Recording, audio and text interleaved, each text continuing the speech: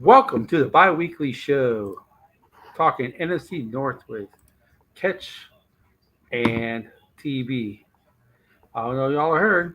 There's a story out about a certain coach that was supposed to be hired by the Vikings who was still back in college. It's about to get spicy. I know you're scared. Yeah, I do too. If I were you, I know you're scared. I do too.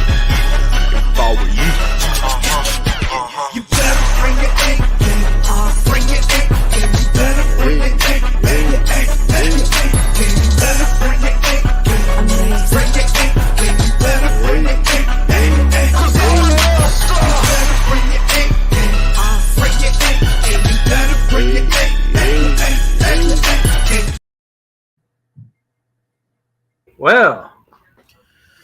Welcome to our first Friday night presentation in the NFC North, and I got to tell you, things just got spicy with the news reports out from yesterday.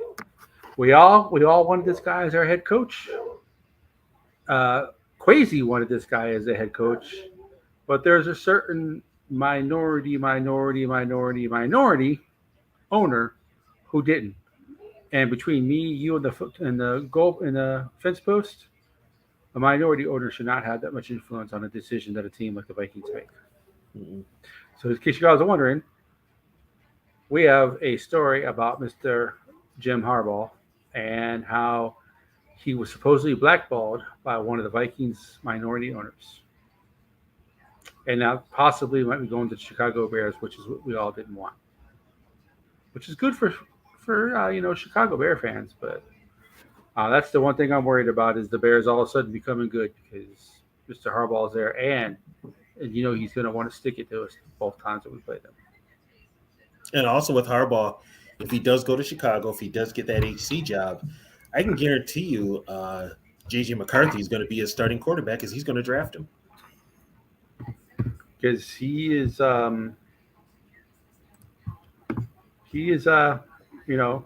good quarterback, but as long as he keeps playing for Mr. Harbaugh, who knows? And he Harbaugh knows him. It's his, Harbaugh's had him in his system, so why not bring him to Chicago to run the type of offense that Harbaugh wants to run?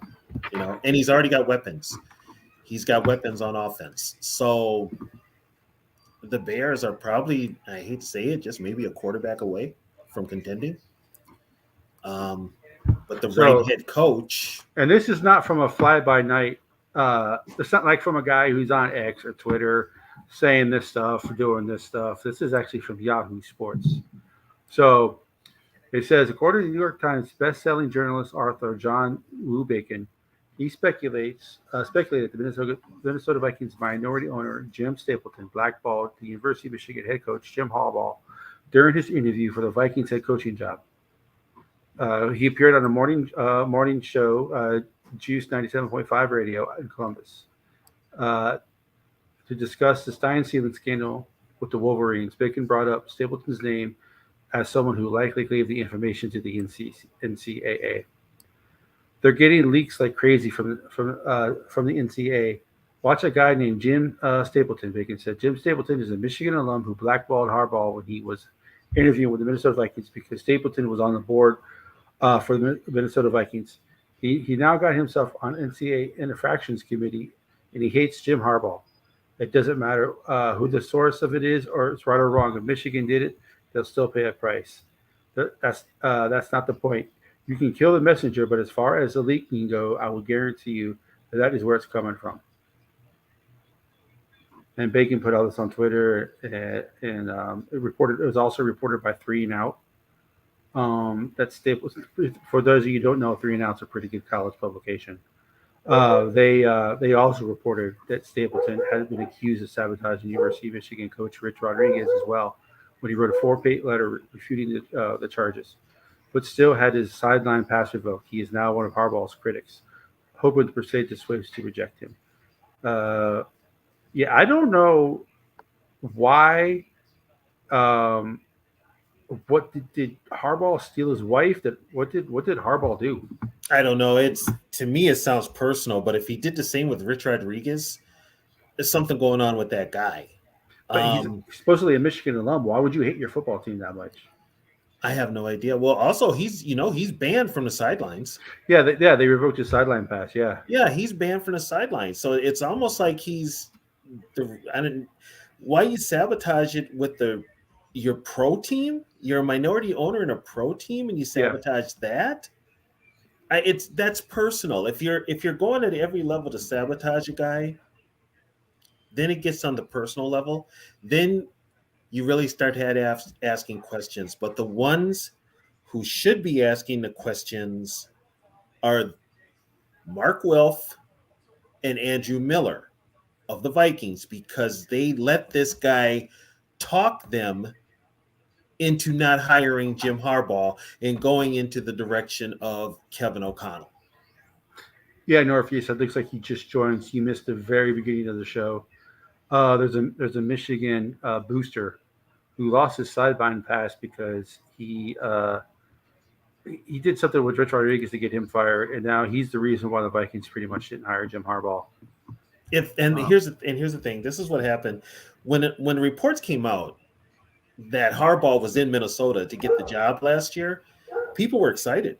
Yeah, I wanted him. I definitely wanted him as a head coach. They had already said that he was going to be, and I got this from a very good source, he was going to be introduced as the head coach the next day. And all of a sudden reports came out that this, whatever the hell his name is, had put a monkey wrench into it because he didn't. Here's what he said. Jim Stapleton. He's an alum who was involved with the NCAA COI and has released a statement responding to Jake Bacon's claim. He does not technically deny Bacon's claim. He won't. He's not going to. So he got caught, and so he sabotaged Harbaugh getting a job here in Minnesota. He sabotaged it.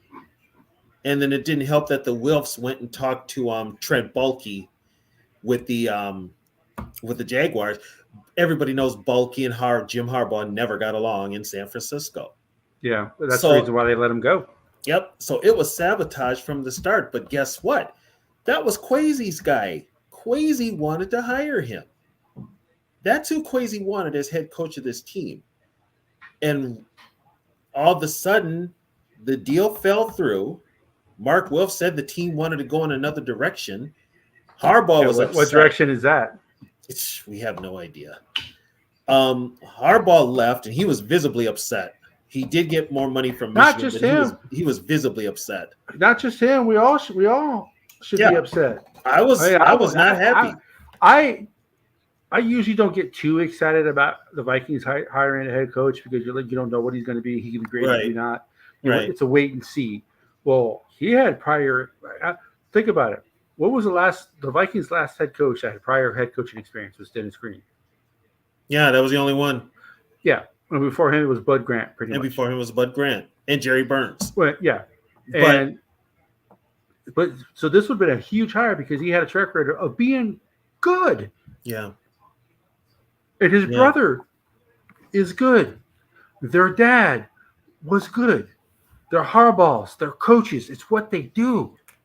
Yep. But that was. I mean, Kevin O'Connell kind of redeemed himself on Monday night. I'm not as pissed off at Kevin O'Connell as I used to, but he's still. It's only one game. He's got to be consistent with this. And we know Harbaugh would be. And Harbaugh would be. It's just it. But the bottom line is, the Wilfs let this happen. Mark Wilf and Andrew Miller let this happen. You could have had a Super Bowl head coach coaching this team right now. But instead, you let a minority owner who has no say-so in team operations whatsoever sabotage this decision. And then, of course, Mark Wilf calls Trent Baalke, who goes and get verification from him. And so he's like, we're going in another direction. And Harbaugh was pissed. And as soon as Harbaugh left that building, not 20 minutes later, the Viking PR machine was saying they were all in on Kevin O'Connell. Yeah.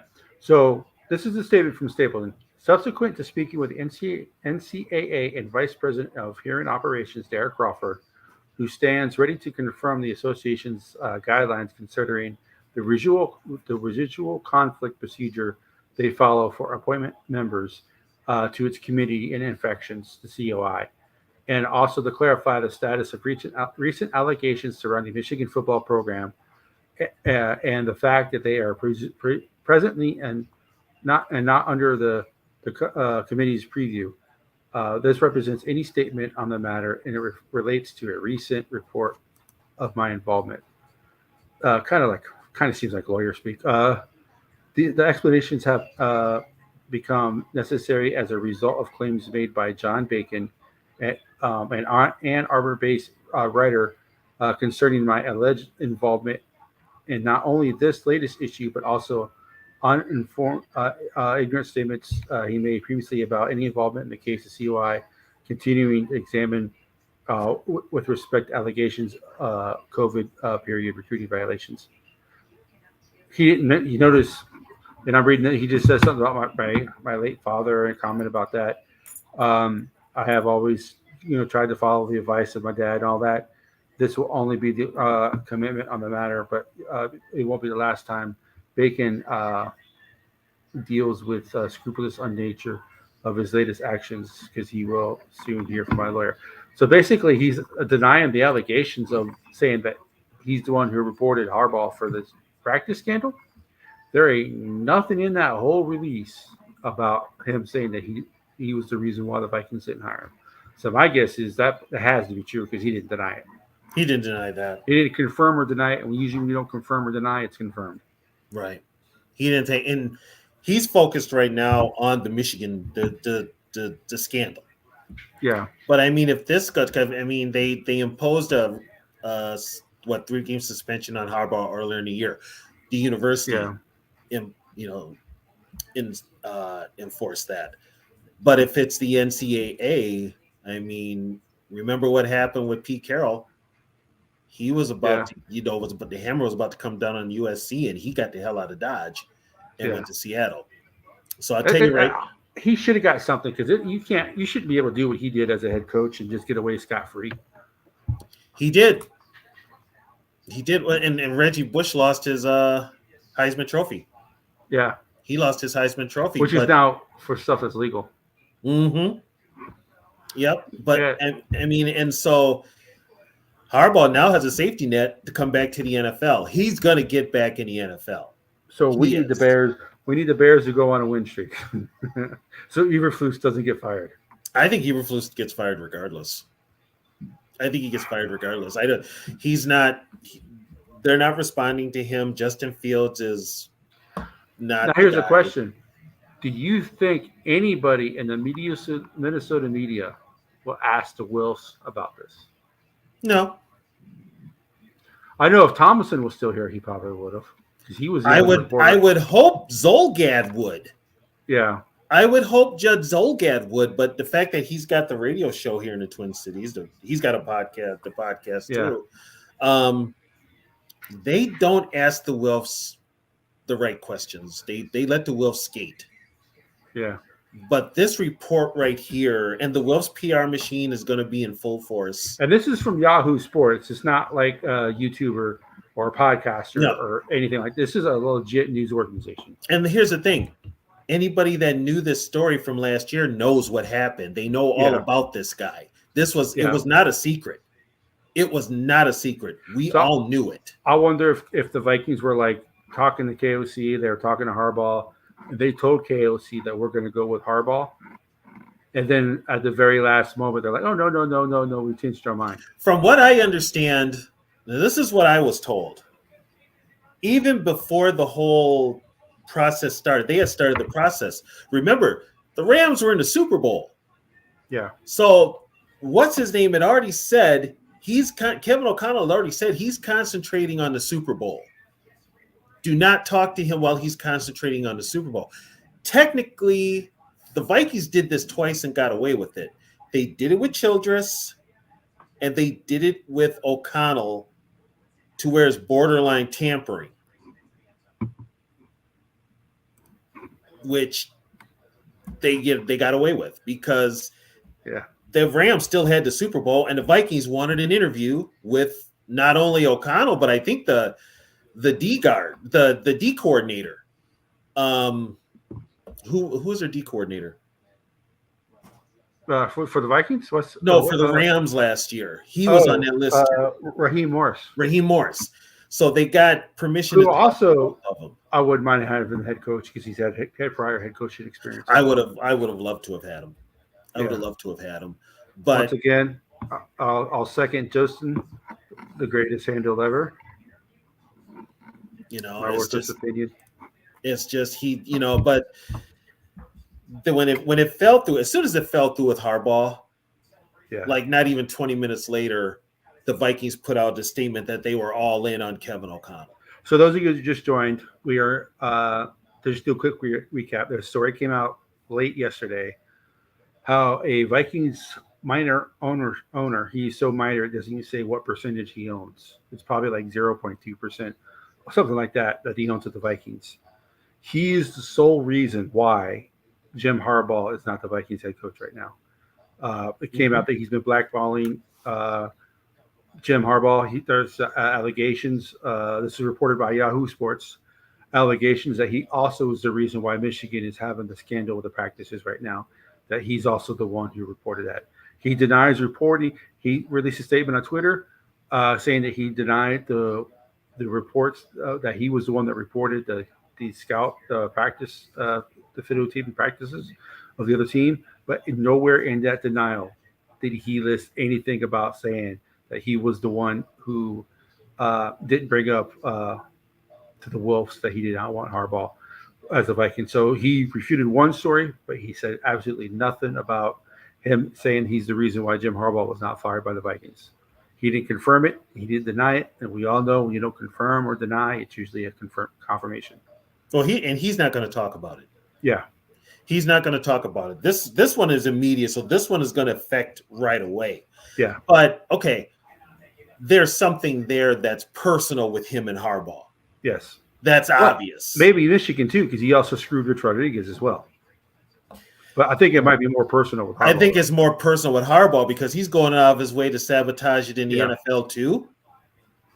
And now you're going to sabotage it with the college team? I personally think Rich Rodriguez screwed himself in Michigan because he wasn't very good, but that's the point. Yeah, I think that was all on Rodriguez. But Harbaugh, and we just talked about it earlier. We'll get to the rest of the division here real quick, but this is more pressing. The Vikings, since Denny Green, have not hired a head coach without prior head coaching experience. And I said this earlier, there's people joining in. That's why I'm repeating it. I never get too high or too low when the Vikings hire a new coach because they haven't had previous head coaching experience. So you don't know what they're going to be like. So are they going to be good? They're going to be bad? We don't know. Someone like Jim Harbaugh, I was actually excited. Not just me, but I saw it on Twitter, on YouTube channels. I saw it like on all the NFL channels, how good he would have been as a Vikings head coach. Everybody was excited. And all of a sudden, at the last second, they had him in Minnesota for, 2 days? I think he was in Minnesota for 2 days. And then on the third day, they were going to announce him as a head coach. But they, for some reason, the Wilfs talked to this owner who is very minute.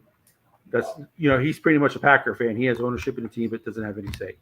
Obviously, he has some kind of say because he's the reason why Harbaugh is. The Wilfs and Andrew Miller took his word.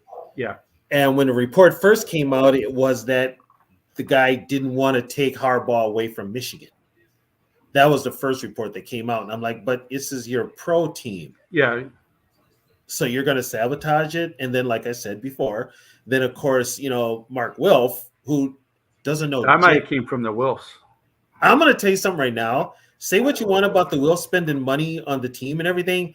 They don't know jack shit about football, and it shows in some of the coaches they've hired. The one coach that took them a while to hire was Mike Zimmer. It took them a while to hire Mike Zimmer because I think like 5 or 6 coaches. Well, they didn't want to. The reason why it took Zimmer so long to get a job is because he, from what everybody's saying, that he was brutally honest in the job interviews. Yeah, and he was a different type of coach. Right. And he didn't if he thought your team was not very good, he would say your team's not very good. That's what he would say in the interviews. Yeah. And and then what it came down to was, I don't even know who the finalist was. I think want to say Jay Gruden was a finalist with the Vikings too. But they took them a while to hire Zimmer, which I was cool with. I was cool with the Zimmer hire. Yeah. I was never on board with the Childress hire because of the way that went down and the way the Wilfs got basically cornered into it, and Childress called their bluff and they blinked. Yeah. And I wasn't with this one either, with the O'Connell hire either, after what I heard with the Jim Harbaugh deal. And the only thing that is really keeping people from really ripping the KOC hire was the 13 wins that he got. Could you imagine if he went 4-13 last year, the season they're having this year, and then this story comes out? Oh, this story would have came out last year. This story would have came out in the off season. But the luckily the narrative worked for the Wilfs, where guess what? KOC won with Zimmer's players. So the problem with this story is, I like KOC as a person and all that. It's still way too early to find out how he's going to do as a head coach. He's been struggling this year. Is he going to change it? Is he going to adapt? We haven't figured that out yet. But let's just say that Kevin O'Connell doesn't do very good. He gets fired 2 years from now. We will never know. There'll always, in the back of your mind, there'll always be, well, what if Harbaugh was the head coach? Where would he have taken us? That's going to be here regardless. Would it be a Harbaugh Super Bowl again? The two brothers again? Yeah, but even more now though.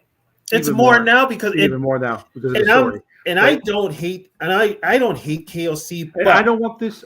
By the way, guys, I don't want this to, all of a sudden you guys hate KOC because he's not Harbaugh. Let's give KOC a chance to see what he actually does.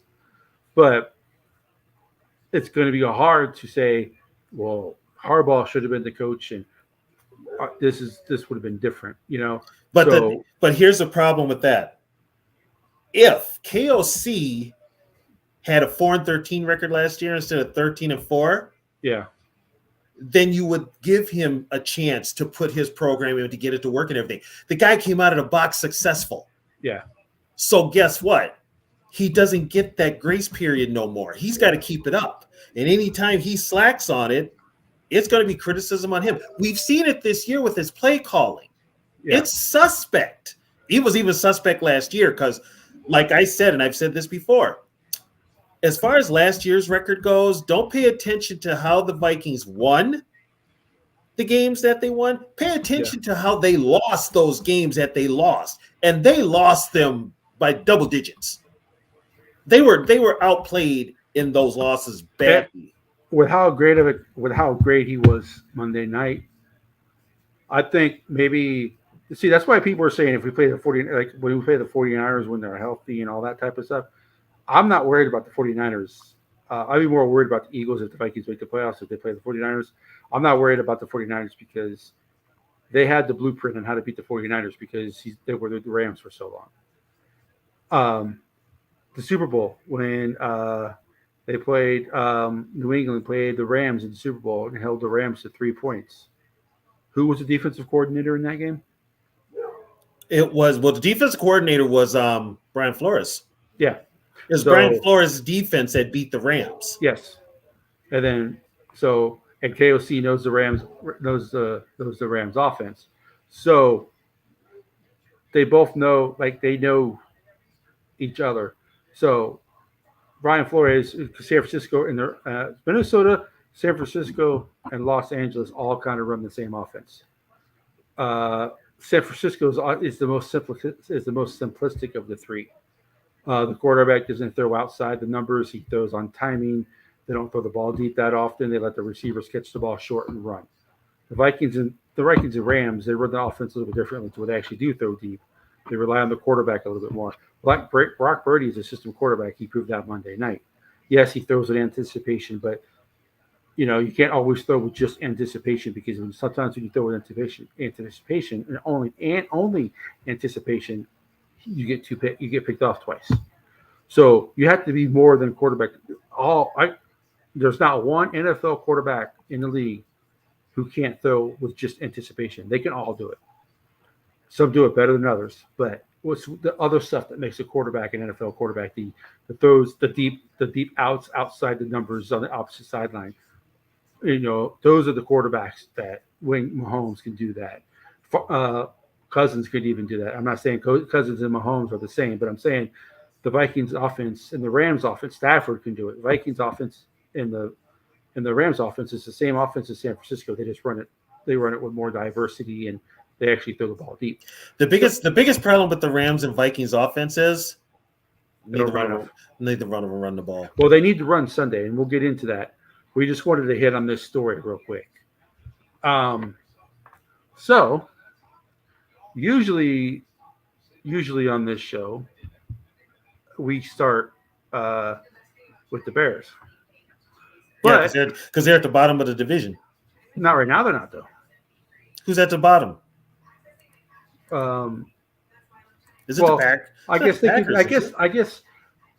guess technically the Bears could be at the bottom because I don't think the Packers. Packers had a bye week, so they've got. The Packers had a bye week, but they're also the Packers don't have a division win. I think their 2 wins are against the. I'm trying to remember who won that Bears Packers. They won They beat New Orleans. They lost to Detroit. Right. They lost to Detroit. Right. So they haven't. Yeah. So the Bears beat. The Bears beat the Raiders. Yeah. And the Broncos. The Broncos. Yeah. So I guess the Broncos beat them. Broncos beat them. The Broncos beat the Packers. Right. Hold on. Yeah. I have not paid attention, but I think the Packers beat the Bears. Yes. Okay. Thank you, Sarah. That's what I was thinking. Okay. So yeah. Technically, I guess technically the Bears are in last place because they have their 0-1 in the division, but they looked. You know what? To be honest with you, I think Fields is pretty last game for the Bears. That's why it wouldn't surprise me because here's the thing: if Badgett can't, maybe he's not as mobile as Fields. He's mobile enough, but he is he throws that ball way, way, way better than Justin Fields can dream of throwing it. But Justin Fields is a running quarterback.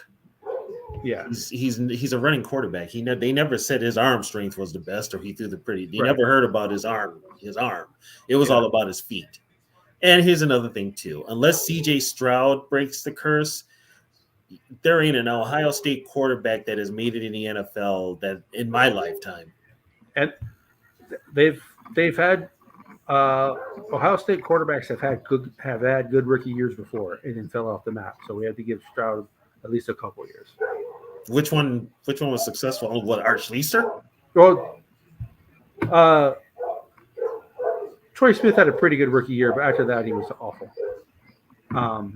Of all the Ohio State quarterbacks, he probably had the best rookie season. That's what I'm. But that's Troy Smith. Yeah. Who was he with? He's not. He's out of the league. He won the Heisman back in early 2000. Yeah, but who was he with? Oh, I don't even remember him as a player. I don't remember. He started like 4 or 5 games. He played pretty well. He didn't start the season right away. The other quarterback who for the team that drafted him. Okay. Yeah, because the same was said for Dwayne Haskins. Yeah. Well, Dwayne Haskins might have been good. We don't know. You know, well what I he saw might have been. He might have been He might have been the starting quarterback for the Washington team right now, with how bad they are. Yeah. Anything's possible. But, so I don't know if that game Sunday with the Bears against the Raiders was an indication of just how bad the Raiders are, which they probably are. I gotta tell you, their head coach, the Raiders are bad. Awful. Yeah, the Raiders are bad. Josh McDaniels, and that's another clown. I don't see how he keeps getting head coaching jobs, but he does. He's got he's got a blackmail video. Yeah, it's got to be. And you know, whatever happens with Belichick, he wants that Patriots job. He shouldn't get any job, period. He's not good. Well, they just extended Belichick. Did they extend him? 1 more year. Oh, for God's sakes. I mean, man won 6 Super Bowls. You can't, his first sign of a bad season. I mean, granted, it was with the greatest quarterback of all time. But what has he got to prove?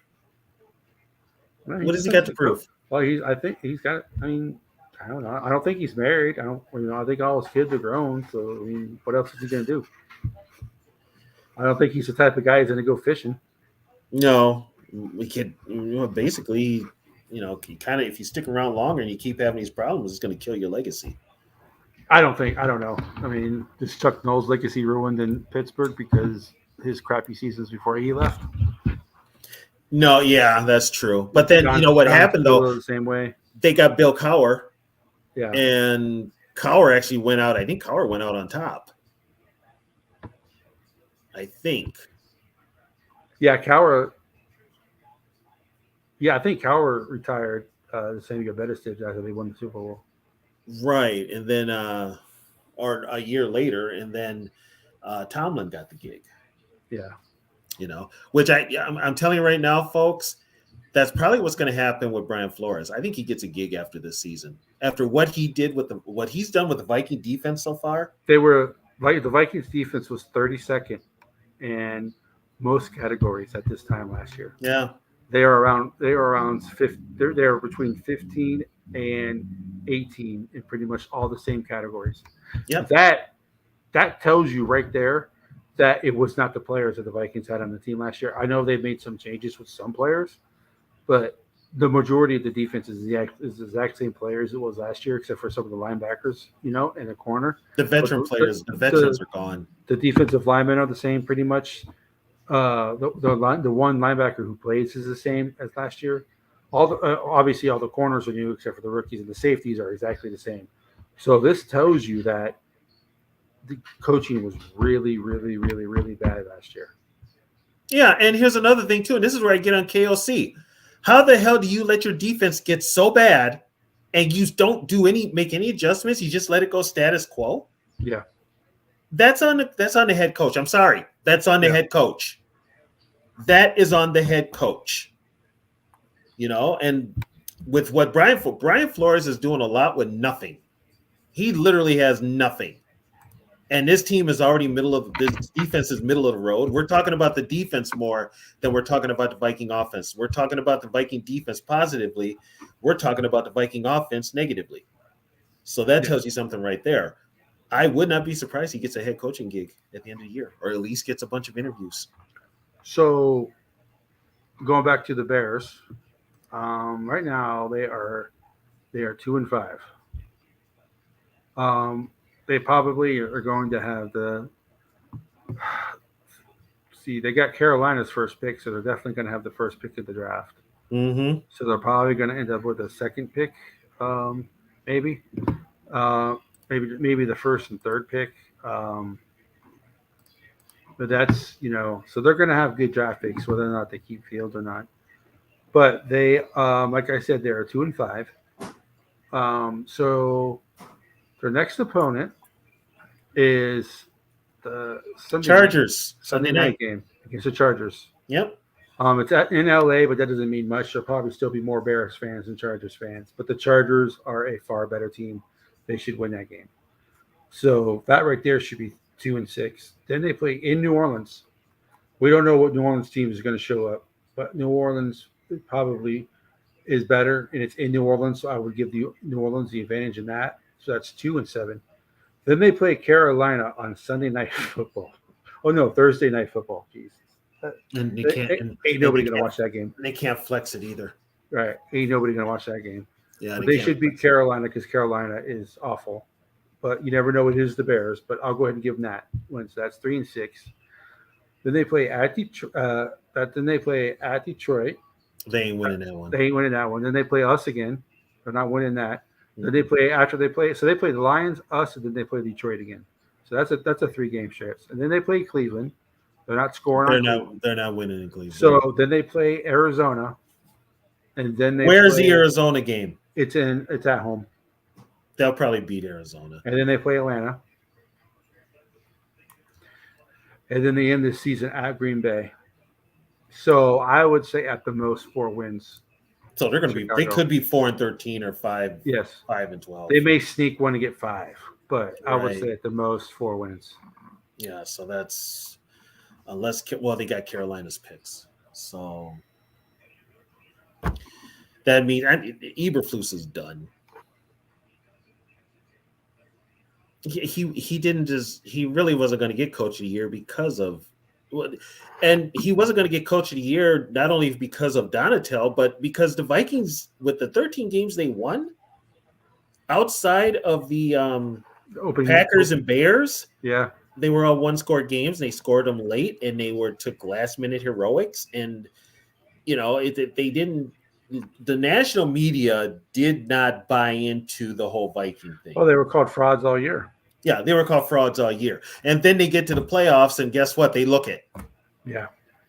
But this year, I think this year seems different. Defensively, yeah.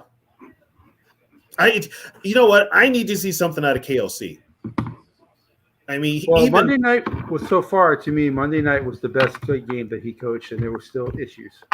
Still, he cannot score at the 1 yard line. When it comes to the red zone, we're garbage. And how the hell do you not have a rushing TD? Yeah, right. As of right now, they have 16 passing touchdowns and no rushing touchdowns. You are like the 8th game of the year, and you mean to tell me you don't trust your offensive line to get you that 1 yard you need? And Cousins has got chicken legs. Do not do the tush push. No. Oh, and that was screw up number 1. First of all, you have C.J. Ham. I think we all can agree C.J. Ham's a pretty good goal line fullback and running the ball into the end zone. You have why not bring all 3 tight ends? You've got Dan. You could add an extra lineman with Quisenberry. There's things you could do. You don't. That's how Seattle beat Zimmer's defense. They did 6 offensive linemen. Yeah, but guess what? This is where KOC's play calling is going to be a problem. It's a problem. Yeah. Speaking of this, Bob, we are going to talk about that on our other show, Vikings history. We don't know when, but it's definitely going to be a topic about how the media treats the Vikings and have since they've been a team. Oh yeah, we're still considered flyover country. Yeah. So yeah, I mean, I think the Bears. I think the Bears are probably. The Packers are so bad; it's hard for me to say that the Bears are for 100% the worst team in the division. Yeah, but the Packers could probably sneak a win here and there. The Packers are in their games. They can't keep a lead. And what's his name? For whatever reason, Love has his meltdowns. Yeah. So, I don't know. I mean, if the Bears would have lost to the Raiders, it definitely would be a hey, this team is really bad and they're definitely finishing last. But with Fields, I think they're a worse football team with Fields on the field. Fields is probably the one thing that holds them back. Right. But they played the Raiders. That Raiders team is bad. So, I'm sorry. They're just bad. But yet that Raiders team beat the Packers. The Packers aren't that good. The Packers right now are 2-4 because they had the bye week. Yeah. So the Raiders beat Chicago 38-20, lost to the Falcons. They beat the Saints, but they were down 17-0, and then Carr got hurt. Then once Carr got hurt, they scored all their points. That was it for the Saints. That was it for the Saints. So they should only have one win technically. The Lions beat them, and then the Vegas Raiders. The Lions beat them, and then the Raiders beat them 17-13, and of course, then they lose to probably the worst team. They probably lost to the worst 2 teams in the AFC, the Raiders and Broncos back to back. And they were beating the Broncos. Yeah, they were beating the Broncos. So for once, and I'm not sorry about it. I don't feel bad for them. All these Packer fans that are calling for Jordan Love to get replaced, are calling for their coach to get fired, are saying this team is saying this. You know what, Packer fans, welcome to reality. Welcome to what every other team in the NFL besides the Chiefs face year in, year out. You guys have had nothing but luck having two quarterbacks back to back for 30 years, and yet you still only win two Super Bowls. You guys have I saw, and I'll bring it up again. I'm sure I've brought it up before. I'm sure you guys have heard this. I think it was Yahoo Sports. I'm not positive. They did a poll of all NFL fan bases. The Packers and the two Los Angeles teams. They have their fan base is the youngest in the league. Well, people will say Packers have tradition, so their fan base should be old. Yes, they do have a lot of older fans, but most of the new fans are under the age of under 40. They have I think they're like the third highest fan base under 40, and for 30 and under, they're pretty much the number one team. Well, there's a reason for that. That's because of the quarterback situation they have. The Packers are never bad. They're always good because of the quarterback situation. They never know. They do not know what it's like. Yeah, okay, they can understand having one bad year because their quarterback got hurt, but they do not understand how bad the Packers were from 71 to 92. No, how bad the Packers were from 68 to 91. Okay. Yeah, they were fucking. I'm just going to be honest. The Packers were the worst fucking team in the NFL. You talk about Packer fans. Well, look at all the quarterbacks you had. You know what, you mothers? You know how many quarterbacks you had between 68 and 92? Put it this way. The last quarterback to beat the Vikings that wasn't named Favre or Rodgers was in 1991, and it was Mike Tomczak. And I was 25 years old. I just turned 57 the other day. You know how many years that's been, you dumbasses? So any of these Packer fans want to talk, first of all, they talk shit to me, they're going to lose. Because I know their history better than they do. Yeah. So they can talk. Hell, I remember when after they had them lean years, their best games were when they played the Vikings. If they beat the Vikings, hell, they had a goddamn ticker tape parade. So don't even sit up there. I mean, you've been spoiled because you've had two Hall of Fame quarterbacks literally fall into your laps. Yep. You were lucky. That's it. And you got two Super Bowl rings out of it. If Glanville wasn't the head coach of the Falcons, they would have never gotten.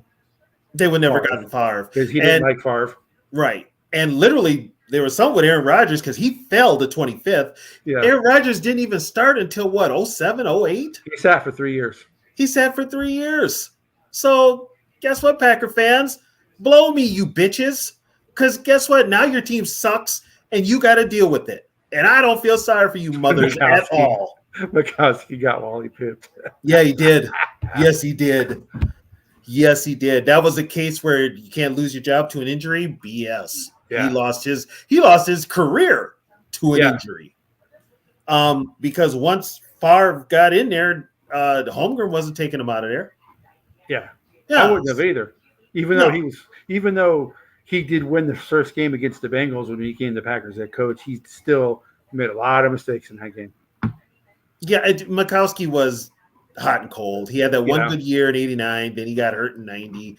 And he got hurt in 91, which is why Mike Tomczak was playing. Oh, no truer words have ever been spoken out of your mouth, Frozen. Oh, God, yes. Very true. For some reason, though, they always beat the Vikings. I don't know what it was in the 80s, but they always had the Vikings number. Yeah, they kept the Lions out of the basement because the Lions – actually, if you think the best the Lions have looked since they won their championships was the late 80s, early 90s, was the late early. So Favre going to the Packers affected the Lions probably more than any other team. Well, remember before he got there, the year before, the Lions won the division. They went to the championship game, got shut out. Yeah.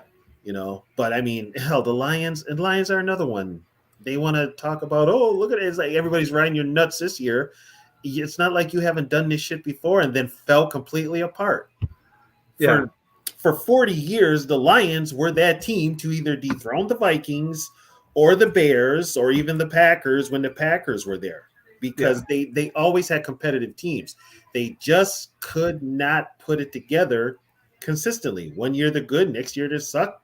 Yeah. 1 year they suck. Wayne Fontes was probably their best head coach since the 50s and 60s when they had Lane. Yeah, Fontes was their best coach. They had good years with Monty Clark before Fontes, and then they just went to crap. you know. And it's like this. So now it's like they finally got it together to a point, but there's still a lot of football left. And here's the thing about the Packers. They're really bad.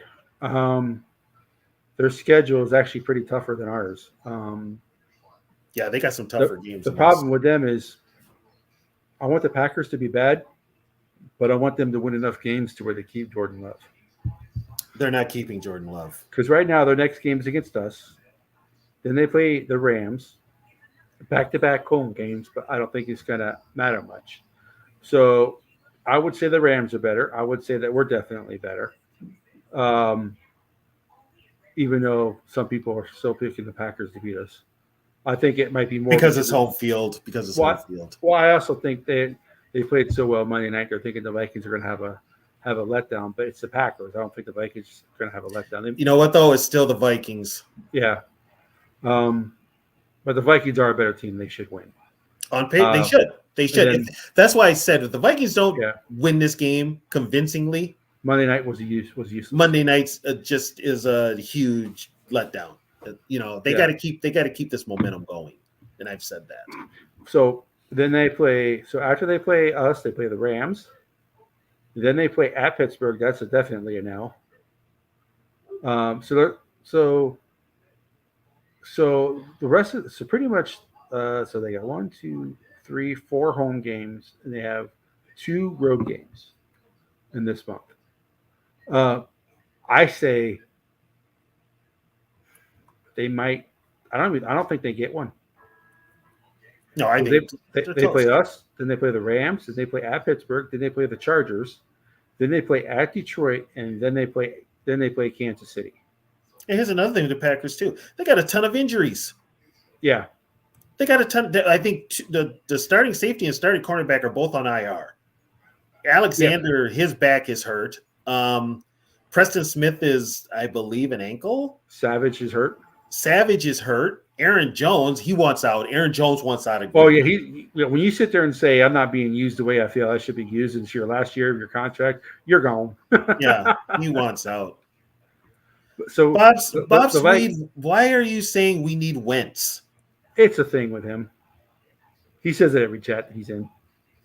Oh God. Just like Too Evil says trade JJ, even though it makes Sarah want to. I did see that. Even though Sarah wants to kick his ass every time he says it. I did. I would. Hey, if I was you, Too Evil, I would be afraid of Sarah. Now, I'm afraid of Sarah. Tall women, from what I understand, I think some people said they saw Sarah at that Vikings party that they had at the season opener when they said she's short. Tall women do not fear me. I'm not afraid of tall women at all. It's the short. They're like the short ones. I'm not talking like 5. I'm not talking like the 5'3", 5'4" women. I'm talking like the 4'11", 5'1", 5'2" women. Them are the ones that scare me because they've been short their whole life, and so they know how to fight. So yeah, my girl's 5'2", and believe me, she can yeah, scrap. She can scrap. Yeah. So that right there, I don't think the Packers get any of those games. They might get lucky. And they play the Giants. The Giants are awful. But it's in New York. It's Monday night. So who knows how that game's going to go? Is that a Monday night game? Yeah. When do they start flexing some of these Monday night games? I don't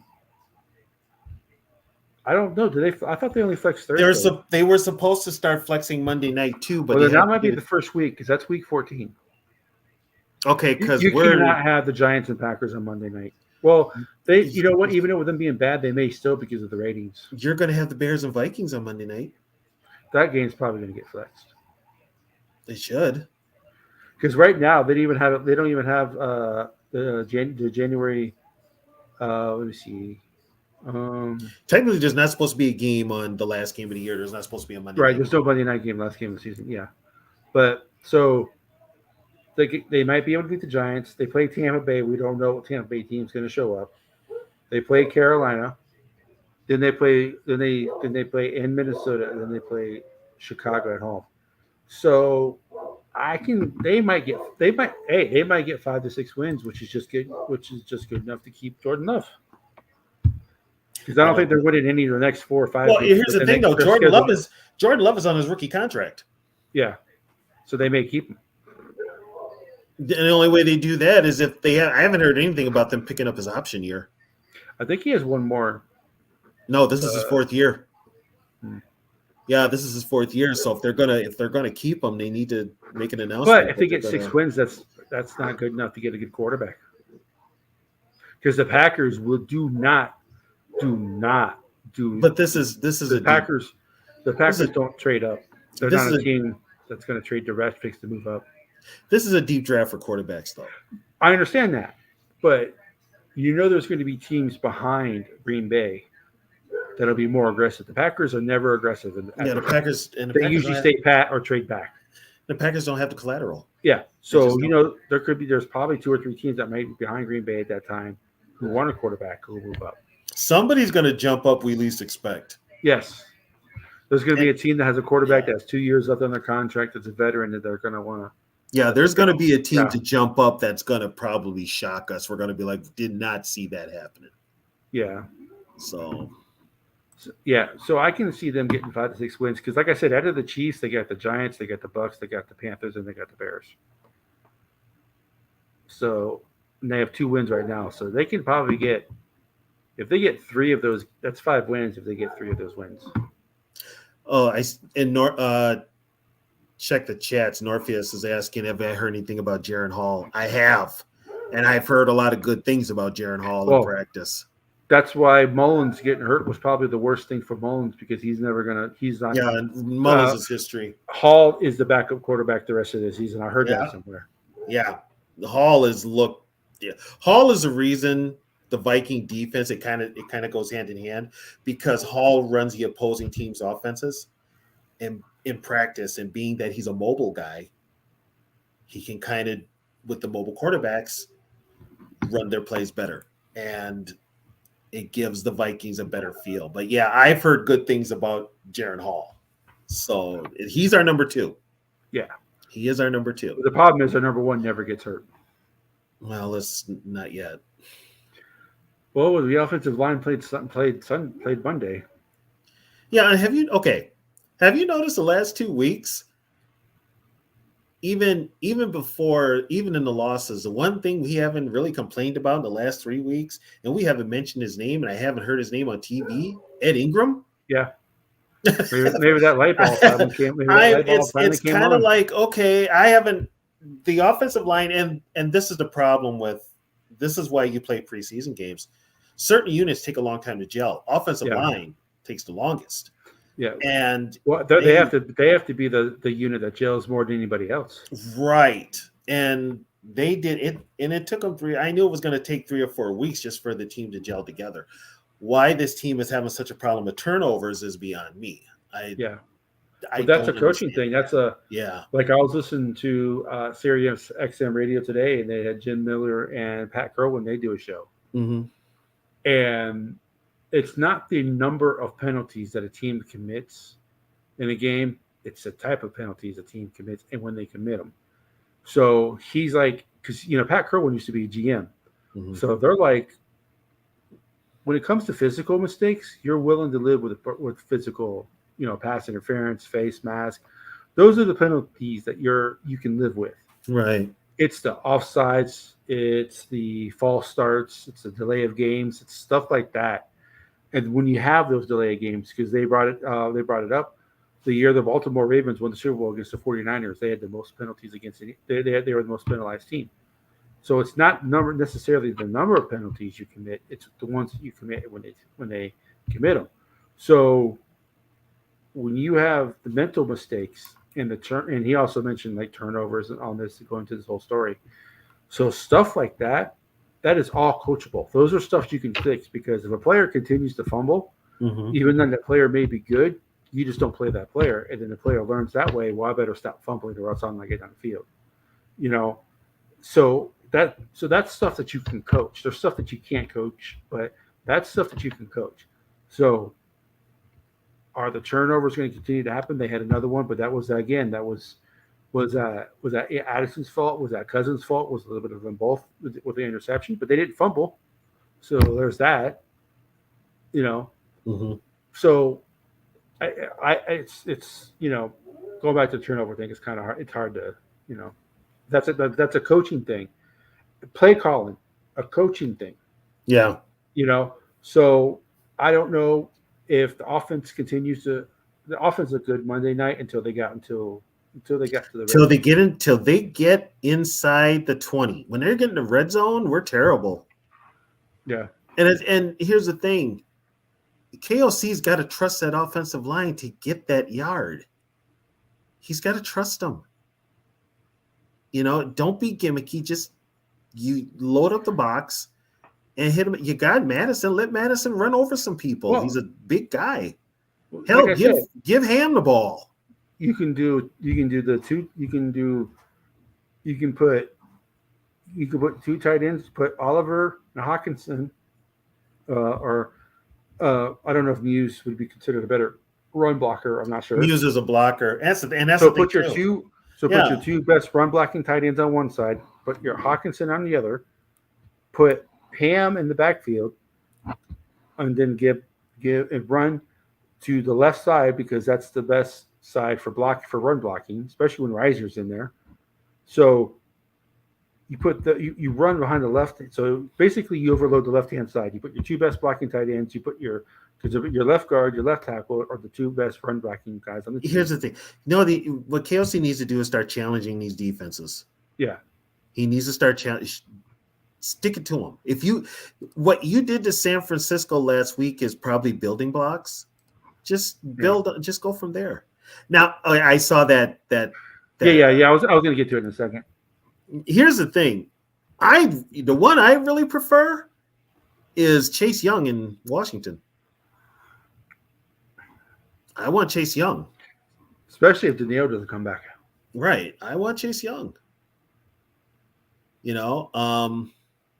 Roy, it looks pretty good at the nose. The rookie Roy looks pretty good. Bullard looks really Bullard good. has surprised me this year. Yeah, Bullard is the one that has surprised me. Yeah. But if there's two guys you could probably replace, one would be, of course, Dean Lowry. Yeah. And the other would probably be Harrison Phillips. Well, I'd call up the Titans and say, hey, we'll give you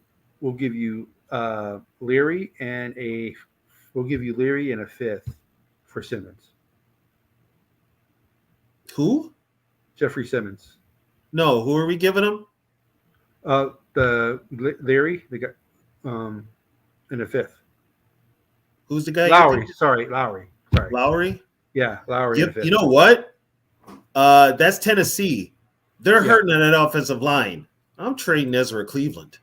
Yeah, I would give him Ezra Cleveland and then that would be a straight up trade. That I wouldn't give them anything for. I would trade because Cleveland wants to play tackle. Yeah, he wants to play left, and they don't have a left tackle. So give them Ezra Cleveland for Jeffrey Simmons straight up. Right. How old is Simmons? These guys are up there though. Simmons is not that old. He was drafted. I don't know. He's. Tart's not that old. I think he's under 30, but Tart's a safety. We don't need a safety. No, Tart's the defensive. He's the one that was throwing around Bradbury. Oh, is his brother the safety? Yeah. There's a Tart named safety. Okay. Yeah. Oh, so you hear her. Jarius Tart's the safety. That's right. Right. Okay. But yeah, that's he's the one that was throwing around Bradbury. So, I mean, I'd rather have Chase Young. You need that out. You would give. What are you talking about, Norpheus? What are you saying really to Tony for? Go ahead and comment. So yeah, I can see the Packers and the Bears both finishing with a 5-12 record. It doesn't really matter who finishes in last. You were talking about that whole penalty thing. Yeah, with teams making those bad penalties. The Packers have been doing that all year. Yeah, they've been having some inopportune times for penalties, which has killed that team. Yeah. And that's probably lack of discipline. One is Quay Walker. That guy. But he was like that at Georgia too. Yeah. But that goes back to the Lewis Cine effect. Yeah. Are these guys really good individually, or they were just so great as a team that they covered each other's mistakes? Well, and they could freelance. Yeah. So like as T-Bass says, Lewis ain't seen him. So and Cine has been a healthy scratch for 2 weeks now. Yeah, he can't even get on special teams. Yeah. So I'm kind of like, Booth is out there, but not Cine. Booth. Are we sure Booth is out there? I mean, he's taking up space, but is he really out there?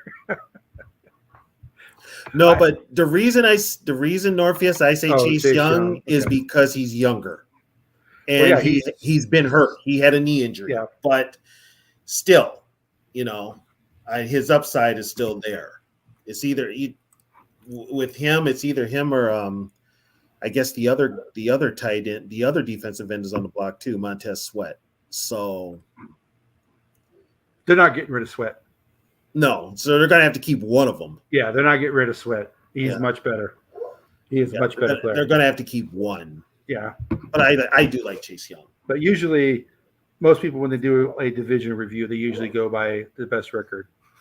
Well, we don't do that in this show. We save the Vikings for last. So the next team on the list, of course, is the Lions. And hey, what do you know, Tony? There's Zoe. The Lions. Oh, so talk about the Lions and the Lions fan shows up. Yep. There's Zoe. So, can you send him a link? He should be able to join. I think he has. Yeah. Zoe, if I need to send you a link, I'll send you a link. But I don't know if you have the link automatically because you do your show from the same StreamYard that we do this from. So if you want to jump on, because we're talking about the Lions and the Vikings next, if you want to jump on. What do you know, Tony? The Lions turned into the Lions. Call me surprised. They made the Ravens look like a Super Bowl contender. Now everybody's saying the Ravens are the Super Bowl contender. Man, ain't none of you all saying the Ravens were a Super Bowl contender before they beat the Lions. No, they weren't. There were so many Lions dick writers before this game. It wasn't funny. And then I had like 4 games on, so I'm like all set to start watching, and then I'm watching the Ravens Lions game, and my God, the Ravens are just going up and down the field. I wasn't even comfortable, and it was 14-0 Baltimore. I'm just like, yeah, this is There's a link if you guys want to join. There's a link. There's the Lions. Yep, there's the Lions that we know and love. So, I was people say they beat the Chiefs. Well, they beat the Chiefs by 1. They should have not have beaten the Chiefs. The Chiefs were out without their 2 best players, other than Mahomes. And you know what? I'll give them the win. It was credit. I mean, they won, but it was also Thursday night. They beat a team we couldn't beat. Put it that way. There's a reason why we beat the Chiefs. It involves the black and white stripes, but and the turnovers as well, and the play calling. That's the game that started the Chiefs tackles leaving half a second early. They did it against us. That was the only way. Now the whole damn league is doing it. If you notice, if you go back to that Chiefs game when the Vikings played the Chiefs, Danielle Hunter was whipping the ass, was whipping the Chargers' offensive line ass. Yeah. All of a sudden, they started leaving early, and Danielle Hunter, what happened? Well, then they also started holding, and they got away with the holding too. So let's not give them too much credit for beating the Chiefs, because the Vikings probably should have beat the Chiefs as well. The Chiefs had more help against the Vikings than they did against. I'm going to be honest. As far as those tackles leaving early, the only team I don't see doing it, and they're still kicking ass, is the Vikings. Yeah, is O'Neal and Darisaw. Yeah, but everybody else, and the one that's really bad is Johnson in Philly. He's terrible. He gets away with it. Yeah, he gets away with it all the time. Yeah, that's another thing, Mateo. Thank you for reminding me of that. I forgot that as well. All the drops that the Chiefs receivers had. Yeah, that's right. Tony dropped what, 5? Oh, Tony was. Oh my God, he couldn't catch anything. So let's not overhype. Let's not say the Lions are world beaters yet. Like I said, they are the Lions. So I don't dislike the Lions. They're like the one team in the division. I could leave one way or the other. Mm-hmm. I'm happy for Lions fans that they're doing good, because if you're a Lions fan, you are a true fan. You're not a bandwagon fan. No, so, if you've dealt with the BS for years, so you're still cheering for them, you're a diehard. But what I don't like is we've had some respectful Lions fans coming in here, talking games, saying, "Hey, I'm happy we're doing good. I'm ready for the games against the Vikings.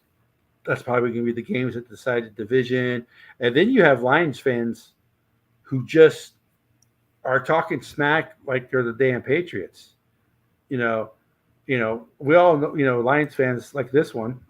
What happened? What happened? Oh damn! No, I said we have nice Lion fans coming here. We have bad Lion fans. We have good Lion fans who are saying they can't wait to play Minnesota because that's going to win the division. Then we have Lion fans that come in here and talk all this smack like this one. And then your picture popped up. And then you, Oh, wow. That was funny.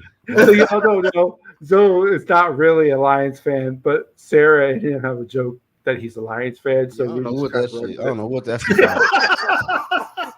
I ain't lying to you. Yeah, that's Yeah, funny as hell, though. It's funny Yes. as hell. wow, though. Like, I think it's maybe because you live in Detroit. That's because I you're don't in know, Detroit. But a lot of people live in other places though. But that's crazy. Mhm. yeah.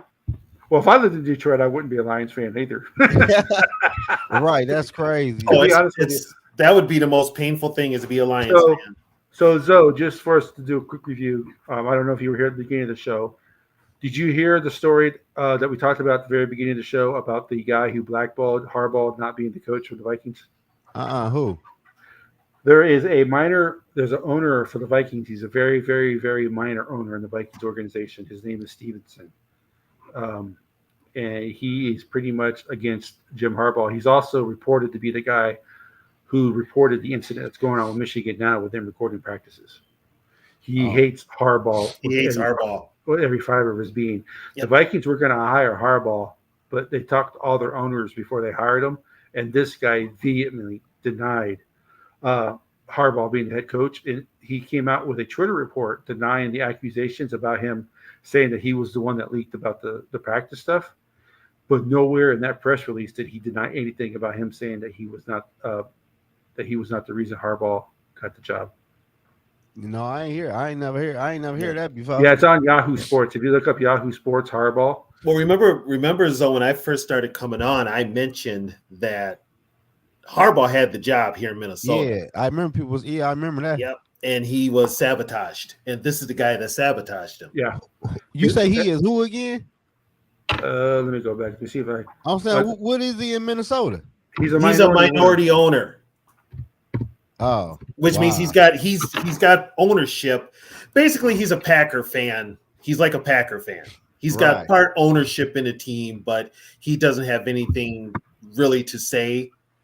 But for some reason, the Wilfs listened to him on the Harbaugh thing. Oh, damn, that's crazy. So, and then, like I said before, Harbaugh was here 2 days. yeah, I remember that. Now Yeah. I'm like, damn. So I it says should the headline, Zoe, is Vikings minority owner accused of blackballing Michigan head coach Jim Harbaugh. and he the same one that linked the information about Harbaugh right now. Yep. Yep. Wow. And he denies the fact that he's the one who linked the practice stuff. And he released a statement on Twitter or X, whatever it is now, saying that he did not leak the information for the practices. But in that statement, saying that he released the practice stuff, there is not one mention of him saying anything about he was the reason why Harbaugh wasn't. He can't deny the Viking rumor because it's true. Right. And everybody knows it. That came out.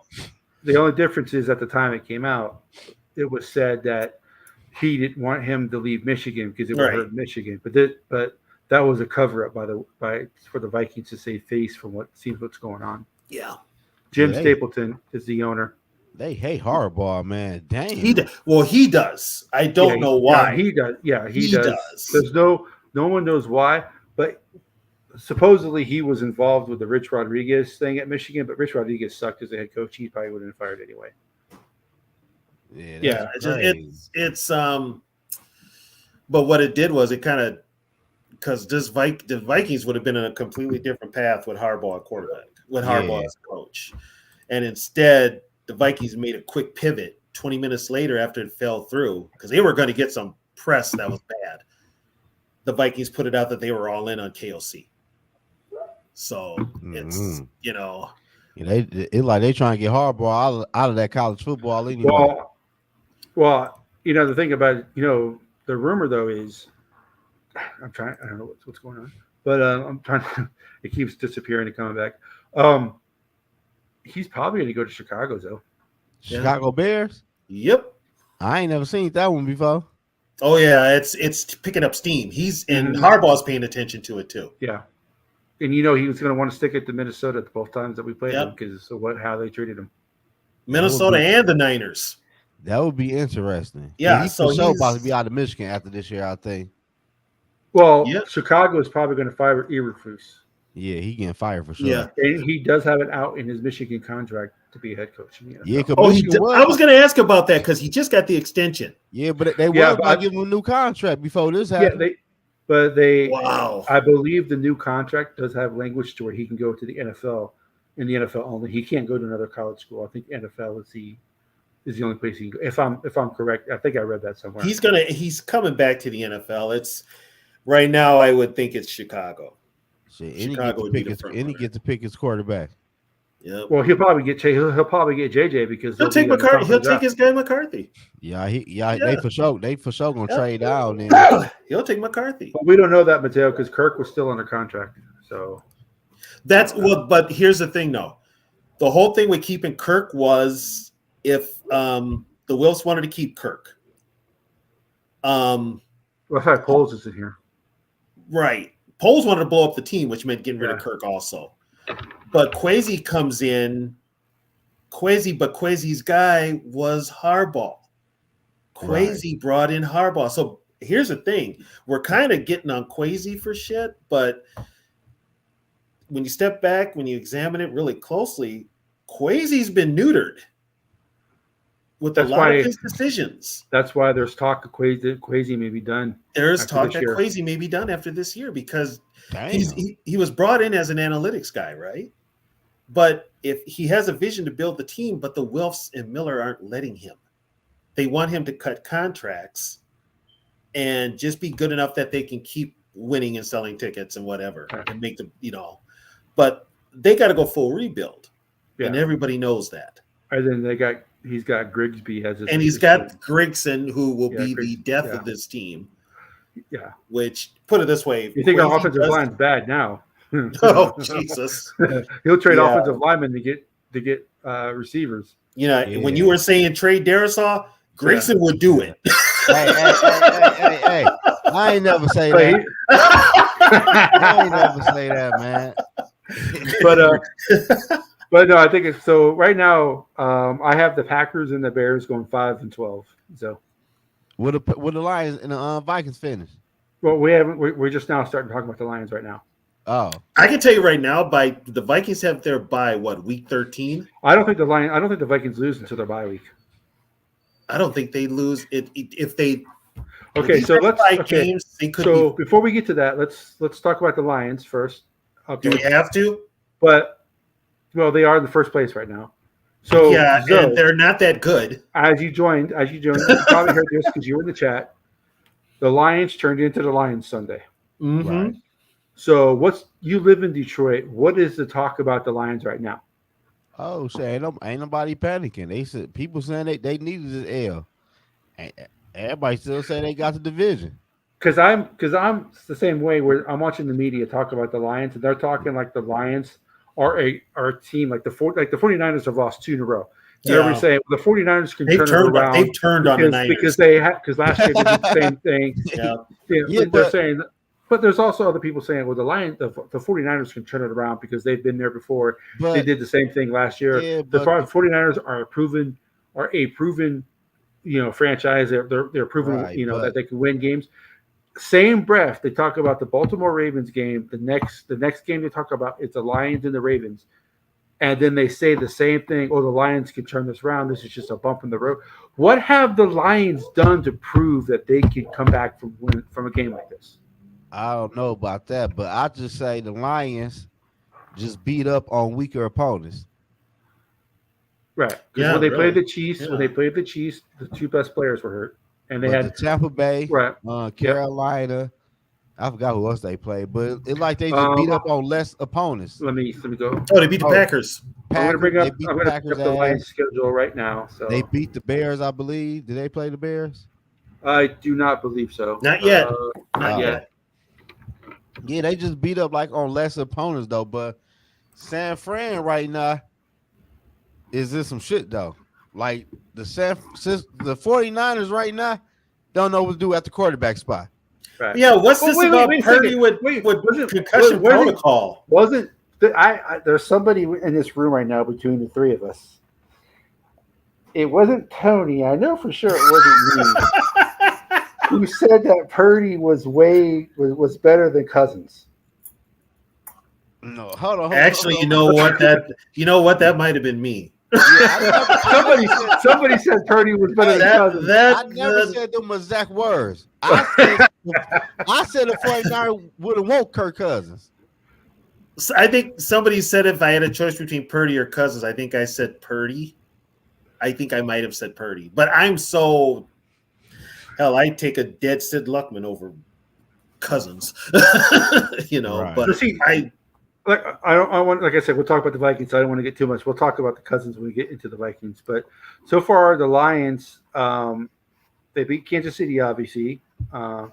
But after they beat Kansas City, they lost to the Seahawks. Right. that was an overtime. I remember that. Yep. And then they beat the Falcons, which they got Ritter as their quarterback. Then they beat the Falcons 20-6. Then they beat the Packers. And then they beat Carolina, and then they beat Tampa. Right. So they beat Atlanta and Tampa by the same score. They just beat up on lesser opponents.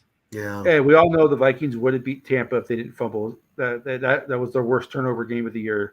So Tampa's not that good. They're proving that out. Oh, they trash. And so, and of course, the two losses are to two teams. The I believe. Ravens. I think Seattle is a half a game out of first, and Two Seattle. teams. and Baltimore's in first in the NFC North. Yep. So, in But Baltimore, they ain't panicking though. People hear it like Baltimore destroyed it them. is what it is, but It wasn't even in Baltimore is not even that good. I think what a lot of the Lions fans are just probably going to take it week after week, like week by week. right. They're not going to get their hopes up. Well, if they don't win Sunday, then I think the wheels fall off because they're playing those trash ass Raiders. Oh, Monday night. Yeah, Monday night. Yeah, but that's a team they beat up on. You would think it's at home too, so you would think they would beat up on their schedule is almost as easy as Minnesota's. Yeah, only like the Chargers is a toss up. Yep. Then they got the Cowboys like in December. Yeah, the game before they play us is against the Cowboys. But that's it. Where's that Cowboy game? Is that in Dallas? It's in Dallas. They're gonna lose. I'm just saying that's the only tough game. They play the Raiders and then they have a bye week. So they should be 6-2, but you never know. The game against Detroit, the game is in Detroit against the Raiders.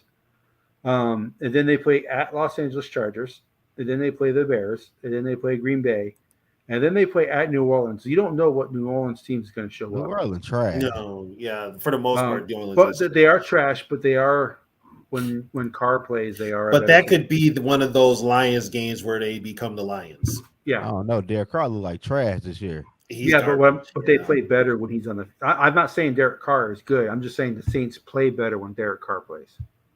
When he needs to stop calling out his other teammates as well, because you're not going to win. They're not going to play for him if he keeps doing that shit. Well, hell, his best receiver keeps getting pulled over. Fuck. So after they play New Orleans and they play Chicago, at Chicago, that you don't know what the weather's going to be like. This December 10th. Then they play Denver. Then they play us. Then they play Dallas. Then they play us. So they could lose their last 3 games. They could possibly lose both games to us. Yes. If the Vikings play like they did against San Francisco, they could possibly. They're not beating us because I don't know if they talk about this stat in Detroit though. I mean, you're there, so you would know. When Goff gets pressure, he is the worst. He is the worst starting quarterback in the NFL when it comes to being pressured. I could believe that. The Lions only good off the running game. Yeah. If you take Montgomery and that running game away, it's over with. And they don't have any running backs now. His completion percentage goes down to 39% under pressure. Yeah, and plus their defense only got one person on the D line. Aiden Hutchinson. Yeah, right. that's it. And Darisaul's already proven he can stop him. That's what I'm saying. That's what I'm saying. I can see the Vikings. That's if they play like they can play. Well, yeah. So I say the Lions. They're going to have another game where they turn into the Lions. Oh, they're going to have about two or It three. might be the Chargers game. So right now they have Yeah. 2 losses. I can see them ending the season with 5 losses. You know, I told my cousin that earlier. Like, I said 5 or 6 losses, but they said the same thing too. Though they said we might lose about 5 games this year. So if they lose 5 games, then I don't think they win the division Man, because the Lions are the only team left on Minnesota's schedule that's good. the Bengals too, though. Yeah, You but don't know you don't know You what don't know Bengals what you're going to get. The Bengals are so hot and cold this year. Burrow is so, and Burrow's hurt. He's playing. And I think that is a game. The Bengals, It's for that- how good the Bengals are, the Bengals really don't beat Minnesota. and they don't have no defense. Yeah. No, They don't have a defense. So Hell, the Vikings, if they keep playing the way they are with the momentum they got, Minnesota could win the next 5 games and at their break be 8-4. so that's the Lions schedule. I don't think they're going to lose to the Raiders. There, to the lose to the Chargers, that's 3. The Bear game is in Detroit, so I say they get one. I think that's the Thanksgiving game. So I think they get that one. Wait, no, that's not the Thanksgiving game. That's the Sunday before Thanksgiving. Hey, look at Dave. They play Green Bay. They play Green Bay on Thanksgiving. We always positive, Dave. What you talking about, man? Yeah. We always So- positive. But I can see a sweep in the Lions.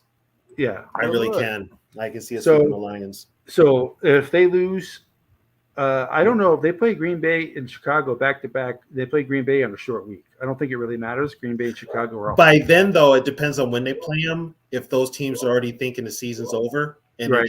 they're just running out the Right. And New Orleans is in the NFC South. That whole division is trash, so they'll play hard. And it's in New Orleans. So let's give the Lions that loss. They beat Chicago. I think they sweep Chicago. They beat Denver. Do they beat Denver? Well, it's in Detroit. Okay, they beat Denver. Okay. So that's what? That's 4 losses right now? Mm-hmm. After Denver, they play in Minnesota. Loss. Then they play at Dallas. Loss. And then they play in Minnesota. Loss. So That's that's gonna be 10, a loss. that's 10-7. You know what? That last game of the year probably comes down to who wins the The division. division. Ooh, I'm at that game too. Ooh. Yeah. So All right, now here's the deal, Zo. If you end up on TV in a damn Detroit Lions jersey, Oh, here you you get ripped. okay, just for you guys out there. Tony and we have seen the Lions for years. The Lions will do Lions things until they prove otherwise. We seen that not too long ago. That Remember? is why. Yep. That we is have why said I that. have them. That is why I have them going 10-7 because But they're the Lions. A couple years ago, the Lions were leading the division and lost it. I forgot Yep. what year. There was. The Yeah. year they got beat by the Cowboys in the playoffs, they were leading the division most of the year, and the Green Bay caught them at the end. Yeah. Yeah.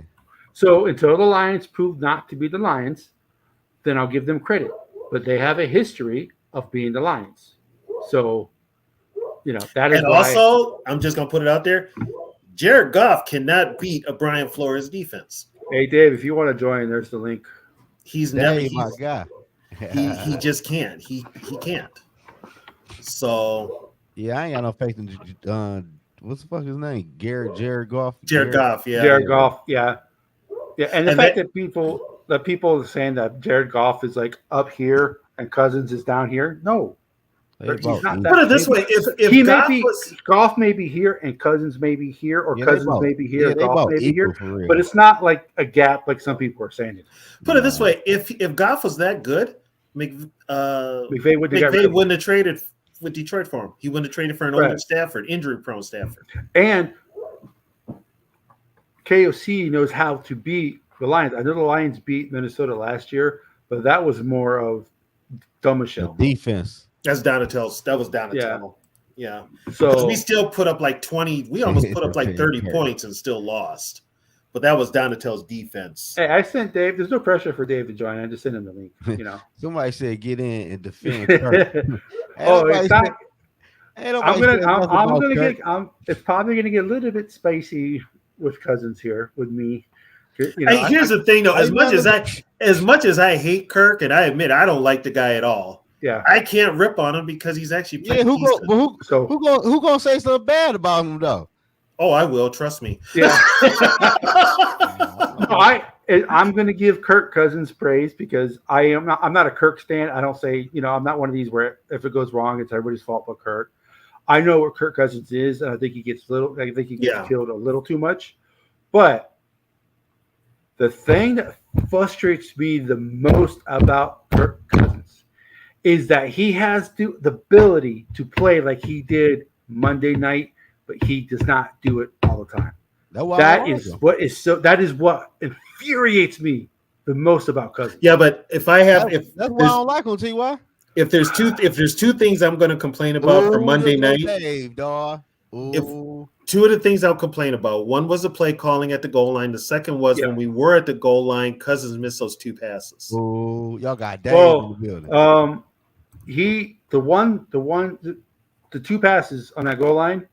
The first one, if it was a wide receiver, everybody's saying that would have been a touchdown because the receiver knows how to throttle down and stop on the play. Which one? The Madison one? The Madison one. If it was a receiver, then the receiver would have been a touchdown because I kind of blame that on Madison because Madison got his hands on it. Right, exactly. But what I'm saying is the Madison one, if it was a wide receiver, then he would have throttled down because they know how to read defenses better than running backs unless you're like CMC. So that would have been a touchdown. And the second touchdown on the goal line, that was the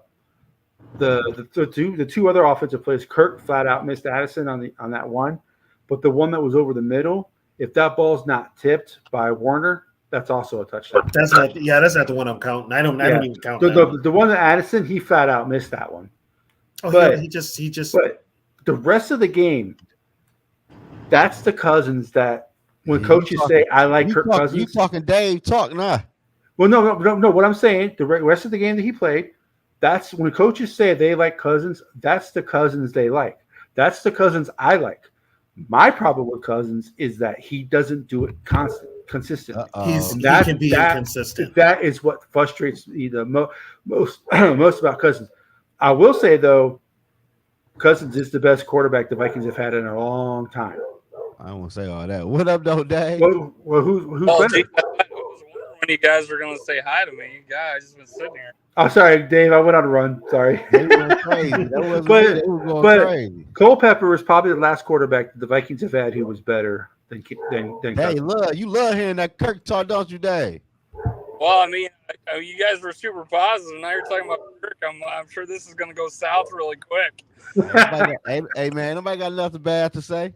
I ain't got nothing bad to say this After that game Monday night, there's really nothing to complain about. The only thing you complain about is maybe the goal line offense. But other than that, I can complain about the play calling. I've said that in my recent lives was that that Madison probably should have sat down. You don't run yourself covered. And then, but yeah, he missed that. I said Madison, right? Addison in the back of the end zone. Yeah. He definitely missed that throw. Yeah, that one he missed. Yeah. And honestly, the throw that he scored the 65-yard touchdown was underthrown. He didn't lead him enough. But hey, those things happen, and we got the ball bounce our way. So well, at least this time, Addison had the wherewithal to take the ball away from whoever was covering him this time, because that's what happened the first drive. The guy took the ball away from him. Well, what's Cousins had like 5 picks now? 2 have been ripped out of his hands. 2 have been popped up in the air, and 1 was a pick 6. Yeah. So yeah. Well, that's why I think that's why when they talk about I think there's a little bit of a lag with Dave.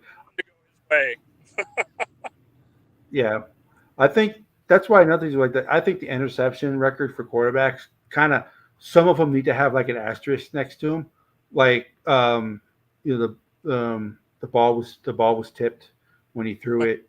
So should the yards, because a lot of them things that used to be like laterals, like 63 yards, forward passes, like 54 yards in yak, stuff like that. Yeah, but because not every interception is the quarterback's fault. Then you have people like Brett Favre who threw, or Winston who throws 30 interceptions. Those are pretty much all his fault. But you have other quarterbacks. Kirk Cousins does not throw a lot of interceptions just by him throwing interceptions.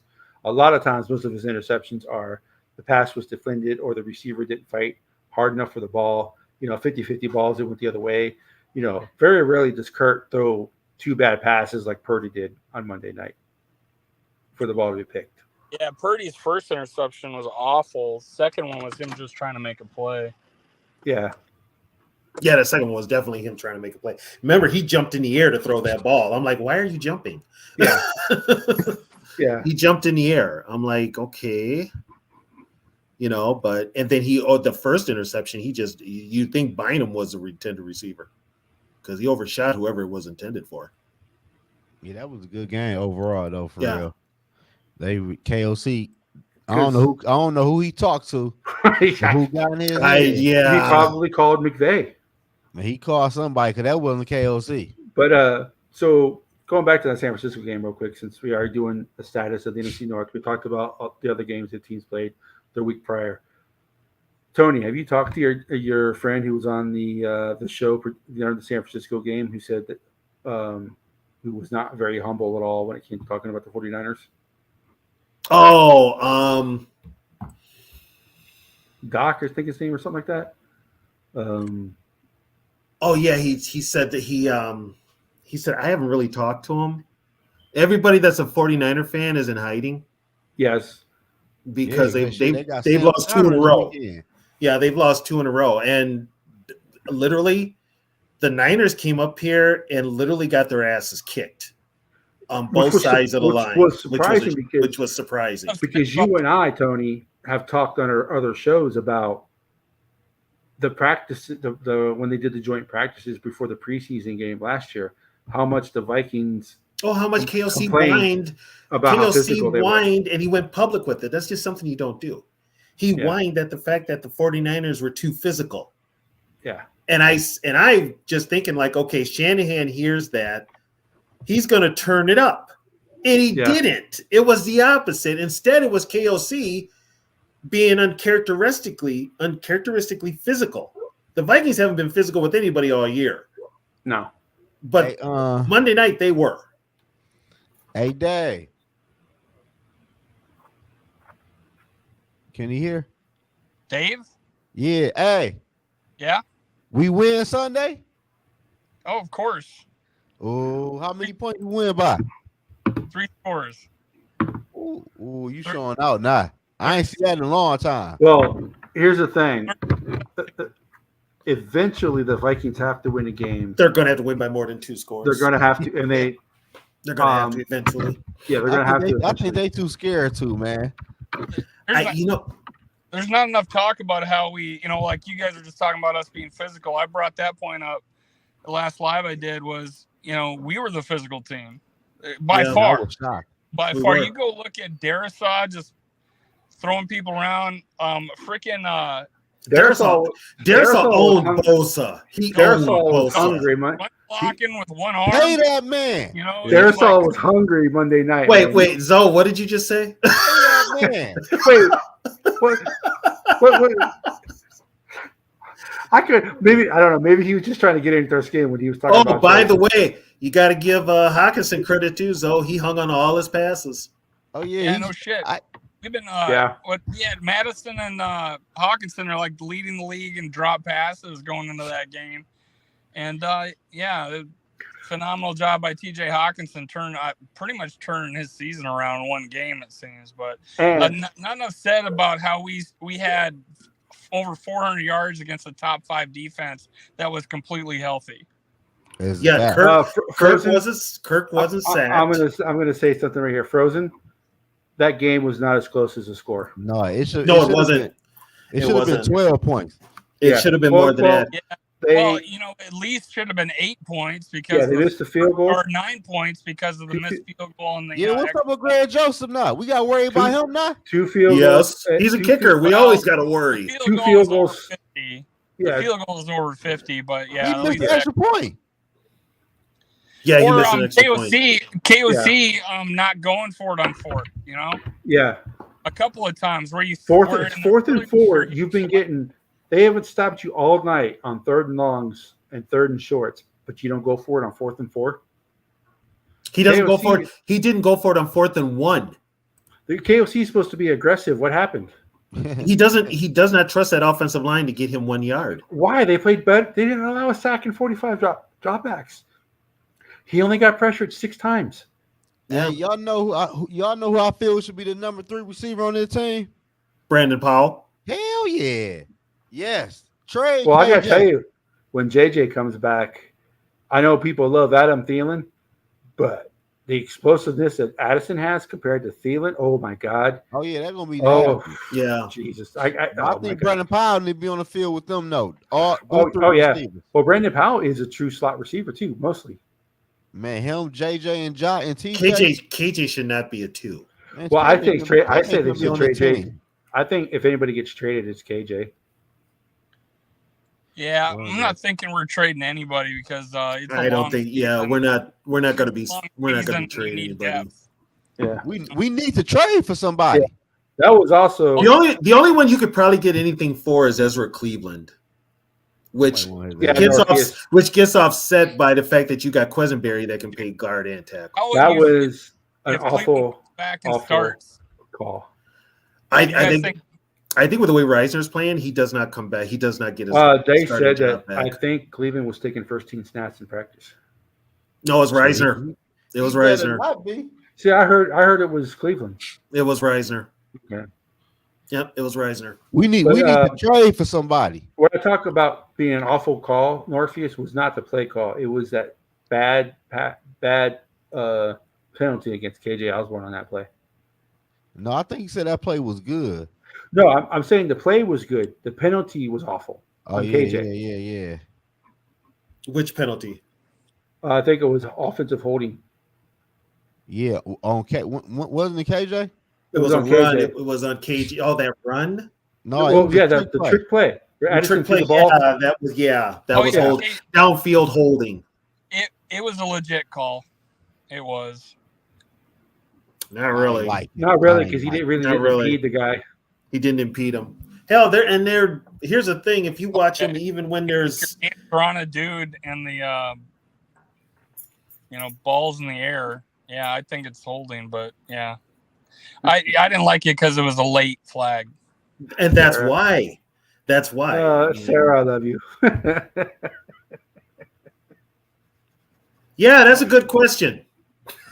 Man, don't get that man started, man. But 3 out of his last 4.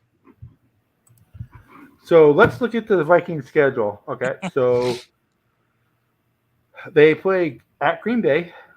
They should win. They should win. They play at Atlanta. They should win. I see 4 in a row. They play New Orleans. They should win. They should win. And they play at Denver. The only hesitation I have with Denver is the altitude. But that's it. Other than that, they win because they should beat Denver. We don't know who their quarterback going to be by then. And then they play Chicago Monday Night Football. I wouldn't be surprised if that's flexed. Then they play at Las Vegas, which we all know are ass right now. And we'll travel.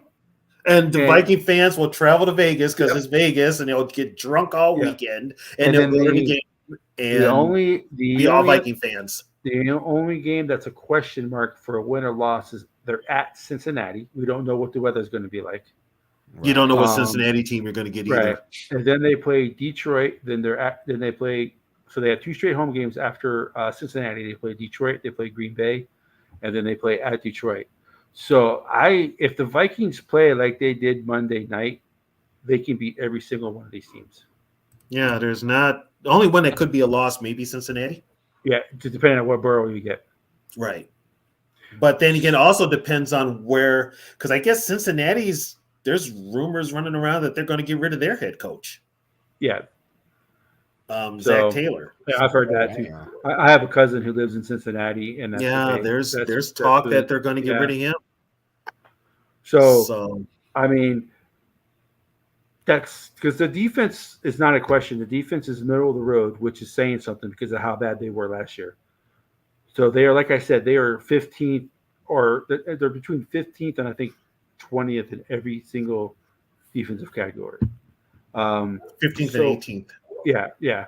So their defense is good enough to win every single one of their games, and if they don't turn the ball over, I don't see them losing any of those games. Well, Man, the biggest question mark could be KOC's play calling. Right, and to me, maybe that's just my purple tinted glasses.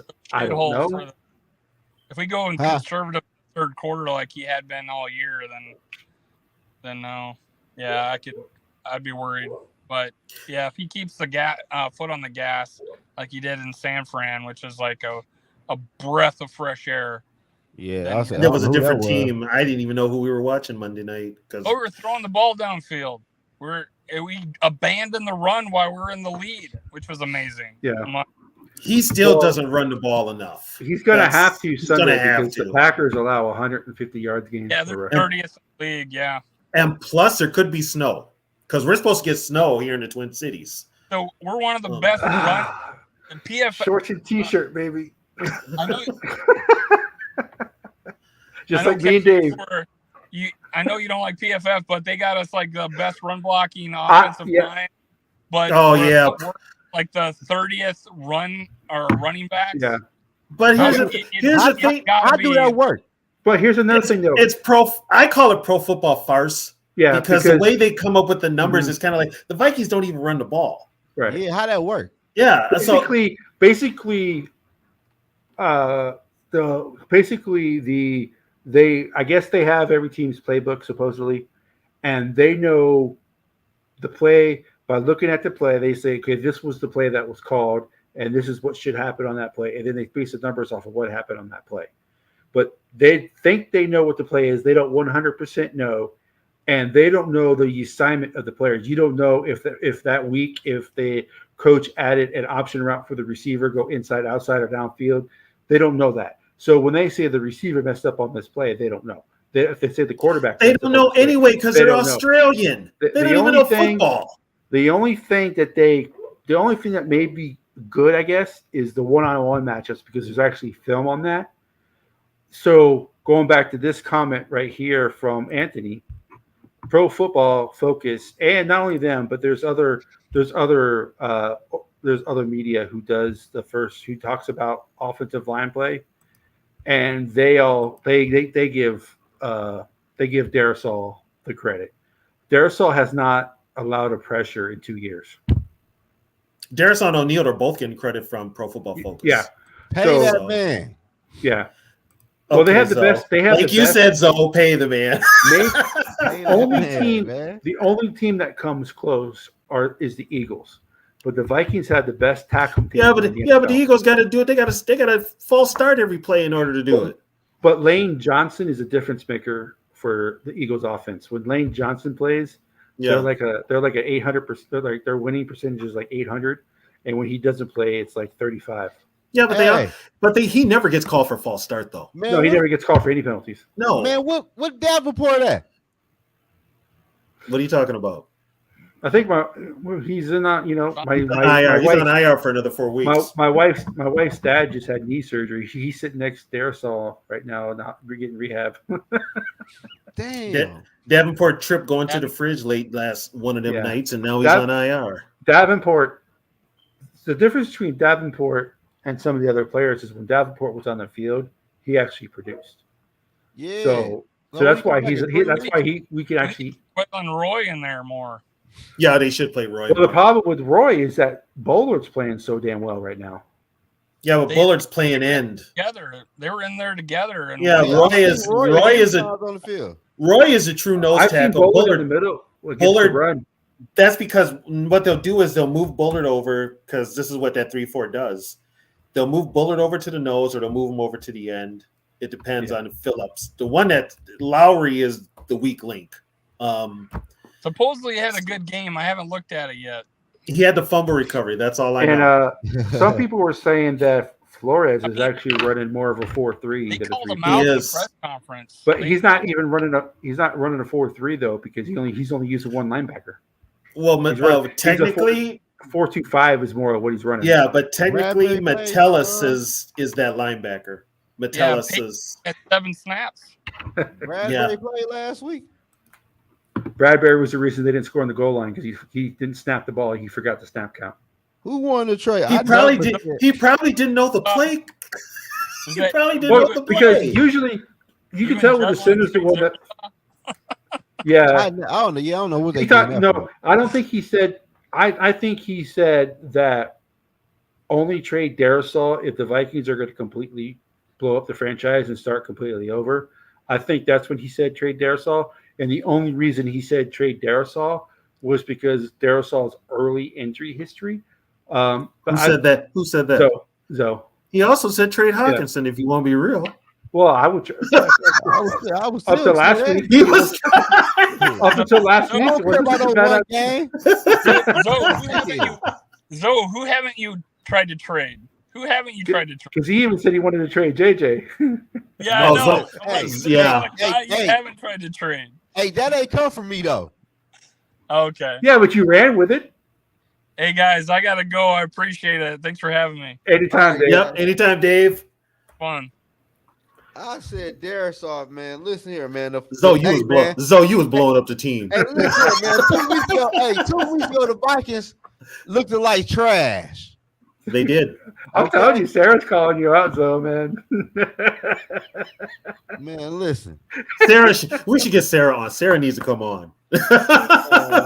I'll put the link in the chat for anybody who wants to come in. I would talk for all the Vikings fans, man.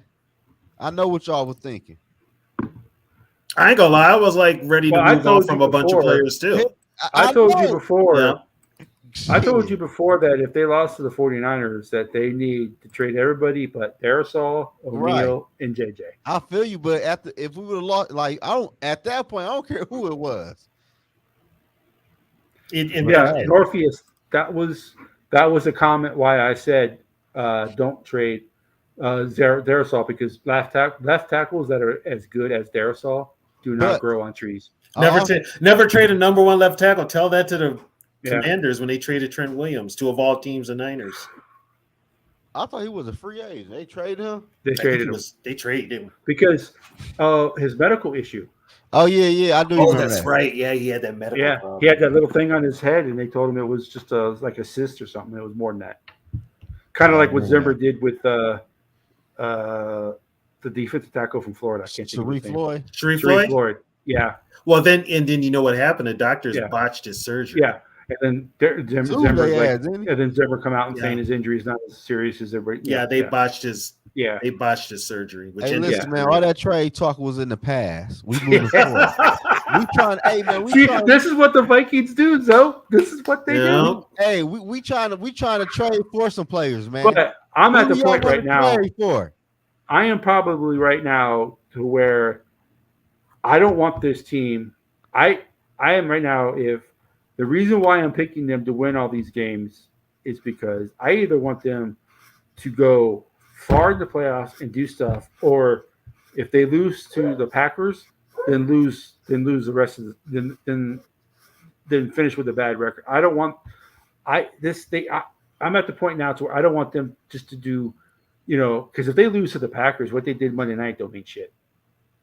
Yeah, exactly. it doesn't mean a damn thing. No, but the Vikings though, for real, need to trade for somebody on defense, man. Well, that's why Jeffrey Simmons is good, because he can replace Lowry. We can give Lowry to the Titans. But they need offensive line help, like Tony was saying, so we can trade Ezra Cleveland, because Ezra Cleveland has proven nobody to be want no damn replaceable. Cleveland.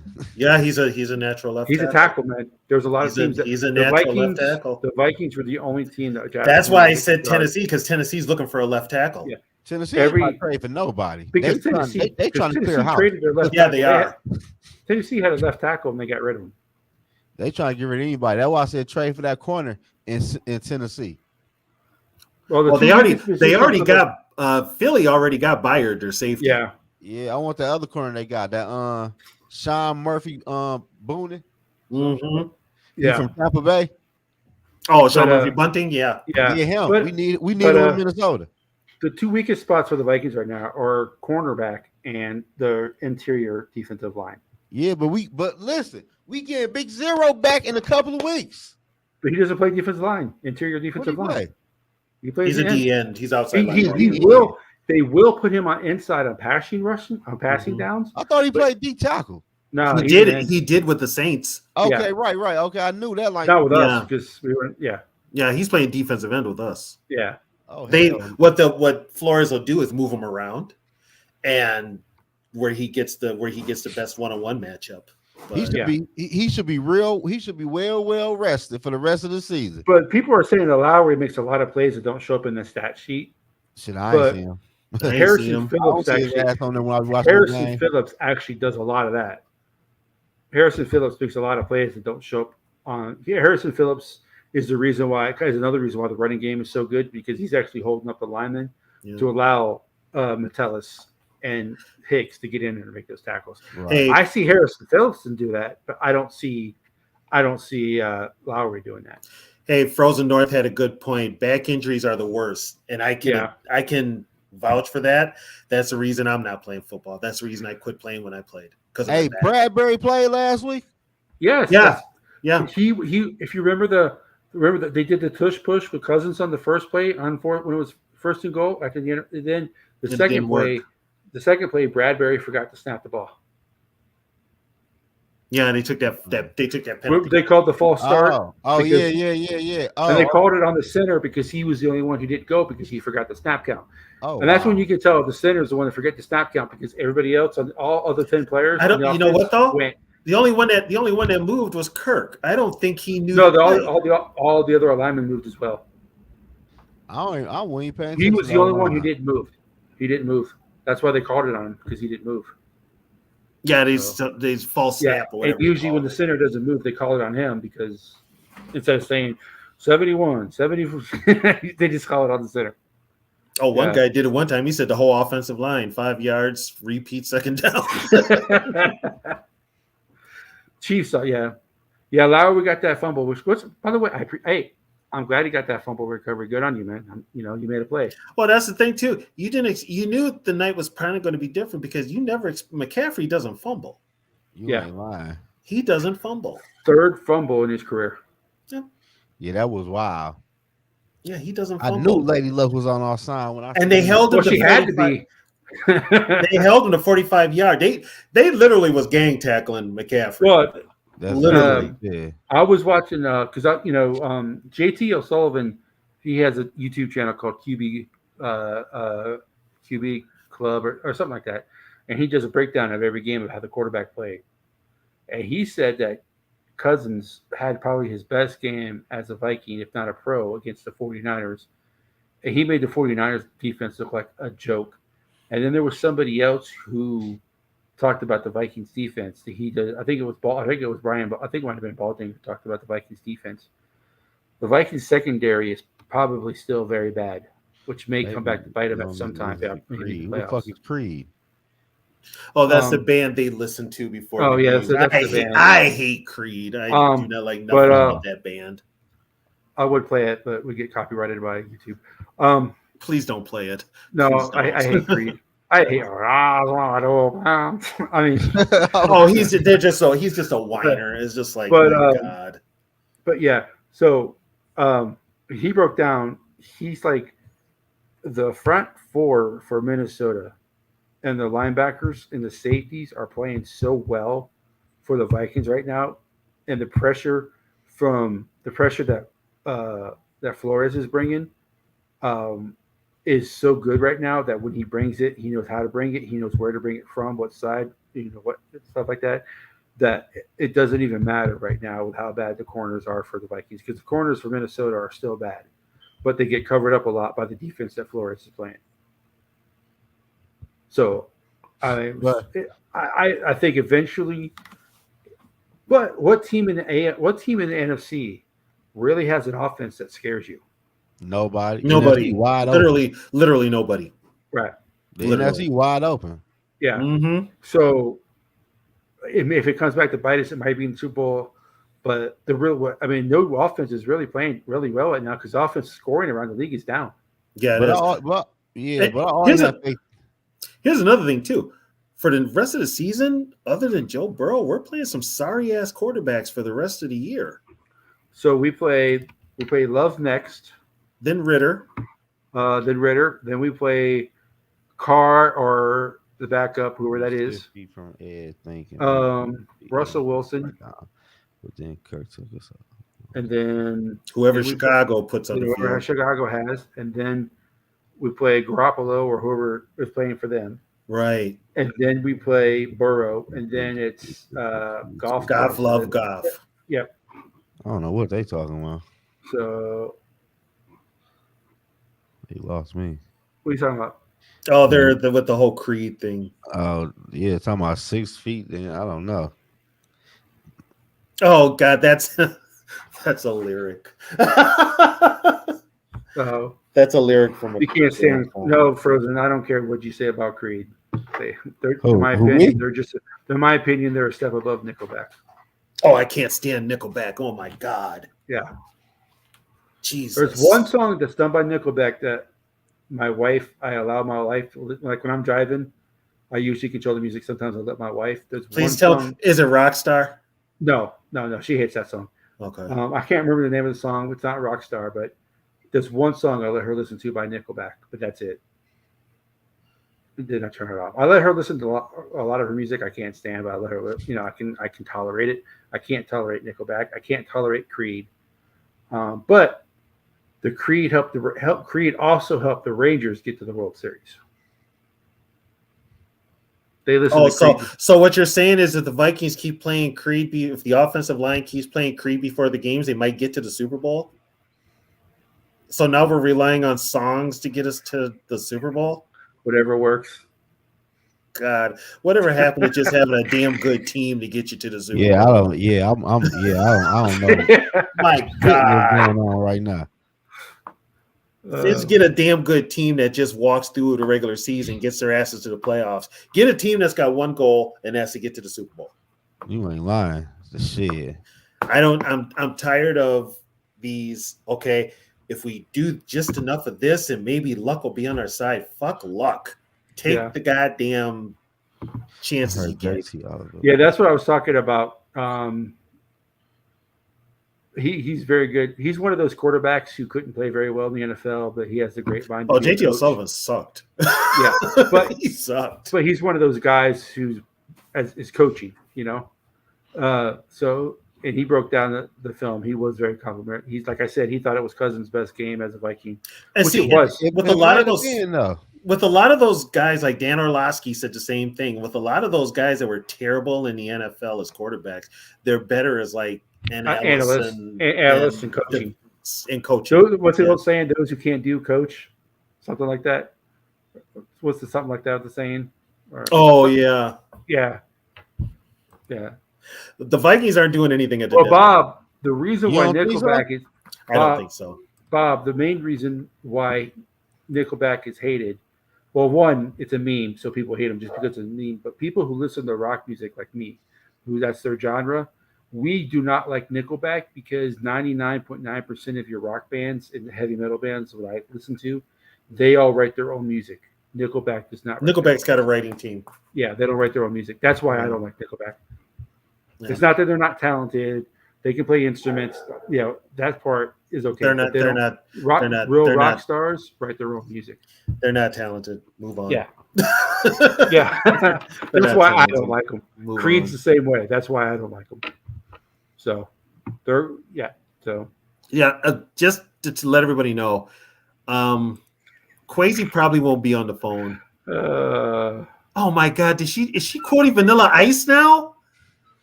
Yeah, I don't know what's going on in the chat, man. Oh, Sarah has lost it. Y'all acting bad on this Friday night. Oh my God, Sarah! But as much as we kill that song, I watched a YouTube video today with him, because he's reflecting on his song. That is the most sold hip hop album ever. It sold almost 1 billion copies. Who the hell bought it? Not me. It's right now. It is still selling well. It is a number 3 hip hop record in Taiwan. Well, it's Taiwan. I expect that. But worldwide, it sold almost 1 billion albums. I don't care who you are. That is a feat, man. I don't care where it gets sold. I would like to have 1 billion viewers. Yeah, true. Hell yeah, I don't care what. Give Flores some more talented tugs on defense to work with Quasi. Yeah, Anthony, did you listen to our at the beginning? The whole thing with Quasi. Yeah, boy, it might not last. They're not. The front office isn't exactly working with Kwesi, and Kwesi doesn't have the pull that Mike, everybody Sarah's thinks on he a does. roll. Mateo Yeah, said yeah, this. yeah, I don't know. Mateo Y'all, said this. Yeah, y'all And acting then, bad on this and Friday then night. Sarah comes back with this. Oh my God! Y'all acting real bad tonight. Can somebody please put up a Metallica lyric or a Slayer lyric for me, just please? Wiki. Oh my God! Oh, This- that's no. This went off the rails really quick. Hell yeah, there, Tony. Oh, God. All the way off the rail. Oh my God! Oh, That's all right. It'll be raining blood on Sunday in Green Bay.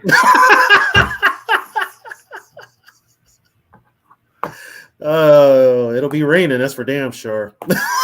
Because we're supposed to get snow. It'll tomorrow. be raining blood because the bell is going to toll for the Green Bay Packers because the Vikings are going to be riding the lightning off of Monday night's win against San Francisco. Damn, y'all get snow already?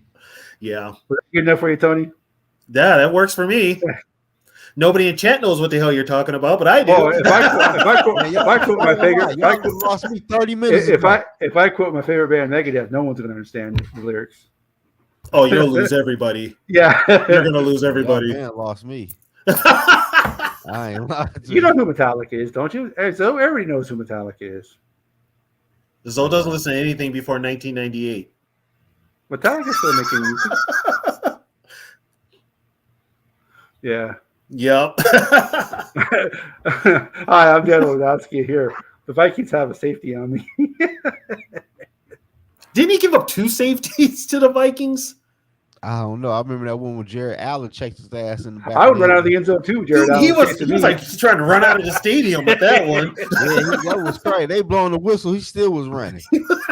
I'm like, that was wild. Hey, fear is a factor that will make you do The some wild crazy part shit. is Jared Allen wasn't even chasing the ass no more. No, Jared was up there celebrating. Yeah. Jared celebrated. As soon as he ran out of the end zone, Jared's like, I got out of the end zone. I got a safety in a sack. Yes, let's go. Yeah, he was like, "Yep, I got this." And Orlowski was still running. Yeah, that was crazy. God. But hey, Mateo, is that supposed to be Red Hot Chili Peppers? Give it away. No, that is Limp Biscuit. Oh, did it all for the nookie, so you can take that cookie and stick it up your ear? Okay. Yeah, that's Yeah. Limp Biscuit. Okay. Okay, we can stop with that now because once you start going with Limp Biscuit, you got issues. Because maybe the Vikings will be public enemy number 1 when they leave the Green Bay Stadium next Monday. We back, baby. We back. I'll tell you what. That's a Megadeth song. So I'll tell you what. If the Vikings go into Green Bay, I'll put it this way. I think the Vikings. I think this is a statement game for the Vikings. I think they're tired of hearing the junk from the outside saying they can only win games by single points. They're going to have a letdown because they just had a huge win on Monday night, which normally I would say yes. Oh, but they are. I think Green Bay is the perfect team for them to play because it's Green Bay. Mateo, you're wrong for that one. I don't know. I don't know. Well, it depends on what kind of sickness you're talking about. Are we talking a good sickness to where he's making great plays? Oh my God! But yeah, put it this way: Sunday's game would be the perfect so game. lost right now. Hell yeah, y'all I'm like, what the fuck is like, Sunday's game? If what did Dave say? He said the Vikings by what double digits, right? Yeah, I think this is a 38-17 game. 38-7. If this is what you say, that right there is a statement. Yeah. And that's a statement for KLC. He has yet to win a game by more than 2 scores. 1 score. Yeah. Well, no, they beat the Packers. Was it first game of the season last year? 23-7. Something like that. Yeah. Yeah, but it hasn't been the same. And then they beat the Bears the last game, but that didn't mean nothing. That didn't matter. Right.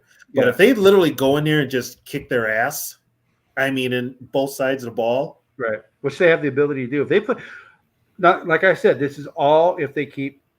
If they play halfway as good Sunday that they played against San Francisco, they'll beat Green Bay. But here's the thing: if they play like they did Monday night against Green Bay, that Green Bay is going to get the doors blown off. And here's the thing: the defense isn't the one I'm worried about. The Viking Oh, defense. no. It's the Viking offense, and mainly KLC's play calling. If he keeps the pedal to the metal, doesn't have that lull like he's known to have in the game, where we get back to 3 and outs all the damn time, I think it could be ugly. That's a nice story, Norpheus. Tell it to Reader's Digest. Zoe's not going to get that one. No. Okay, about, Anthony's got a question here. Yeah. Who do you think is pushing the main buttons in the Vikings organization? Hopefully somebody who actually knows football. That's the whole thing, Anthony. There's nobody in this organization who really knows football except for Grigson. But he doesn't know offensive lineman. He's the reason Andrew Luck retired. Yeah, But, and he's like the reason. Griffin, hopefully, like he might have learned the lessons, man. You know what, though? Guys like that usually don't. Yeah. They usually don't. They usually go from another organization and make the same decisions, the same bad decisions. Yeah. And we didn't exactly focus on the offensive line or any line. So technically, who's making the decisions with the Vikings? It's a committee, and that committee is Grigson, Kwesi, Andrew Miller, and Mark Wilf. So technically, you got 3 people who really don't know football. Kwesi's an analytics guy. Yeah, and one of them was a baseball guy. And one is a baseball guy. So they're kind of throwing things at the wall and see what happens. That type of thing. You know, it's right now. We got some. The one who could be calling the shots is supposed to be Kwesi at face value because Kwesi's the one that does the interviews and stuff. Yeah. But it's probably the Wolves. I know. Maybe after the Packers is on Sunday, some of the fans need to be in a sanatorium. I'm reacting to chats in the comment, by the way. So. Oh man, I don't know. Frozen North and I have a thing going right now. Yeah, I see, man. Endgame's not one of my favorite albums by Metallica. It's probably one of my least favorite. I like all their albums, but that's probably one of my least favorite ones. Rest in peace. Rest in peace and Peace Cells are probably my 2 most favorite Megadeth albums. Sarah, you don't know any Metallica lyrics, but that's okay. That's weird. Mateo, the Wolves are clueless. Yeah, you got a point. Yeah, it is like putting the band in because,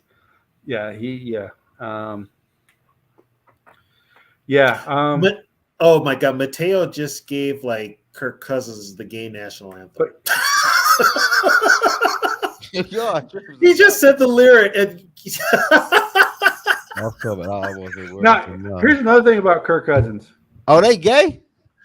That song is a song that most of them play all the time. Diana Ross is I'm Coming Out. Now I got to. Now here's the thing.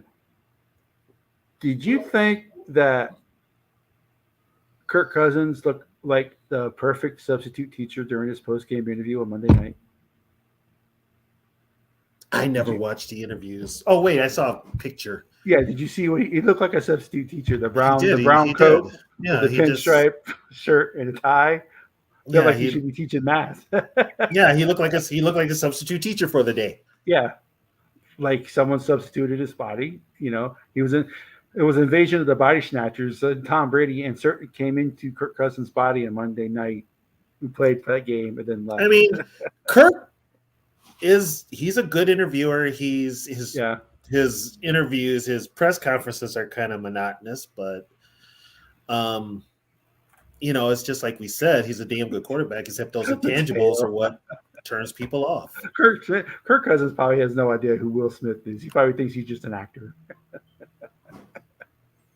Well, now he's a simp of the year.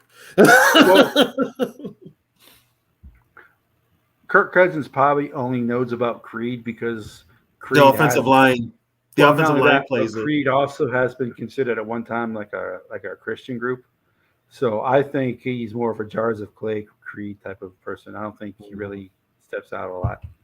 And Norpheus has got a good one. That's what happens when Jersey boys and New York Giants fans buy a Minnesota team. The reason the Wilfs bought this team was because they're real estate people. Yeah. And we had a lot of land up here that could be redeveloped, and plus we need a new stadium. So here's the deal: the Wilfs are rolling in the dough as far as the buildings, the stadium's paid up.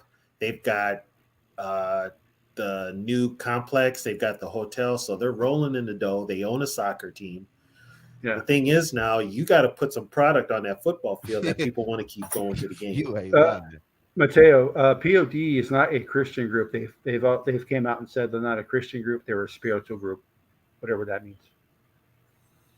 Yeah, Kirk did call him greed. He didn't say creed. He called him Yeah. greed. So He can't even say creed. yeah, You know, but yeah, we need a big win Sunday. yeah. Because if they don't win Sunday, then Tom Clancy didn't qualify though. He didn't have enough money. He didn't have the money. Yeah, like you said, if they lose Sunday, then what they did Monday don't mean nothing. Yeah, You put it this way. just flip-flop wins because we thought they were going to beat Packers and lose to the 49ers. So essentially, you're pretty much Right. you sell everybody if they lose to the Packers. You lose to the Packers Sunday, I'll be back to bitching about this team. Zoe will be ready to trade everybody again. Yep. It'll be, I'll just I'll go say back to trade what it everybody was. but the 2 tackles and JJ, and then yep. Right. I'll be like, and if Kirk sucks, I'll be like, get rid of that son of a. You should have got rid of him a long time ago. I'll be back on that one. And I've been saying it.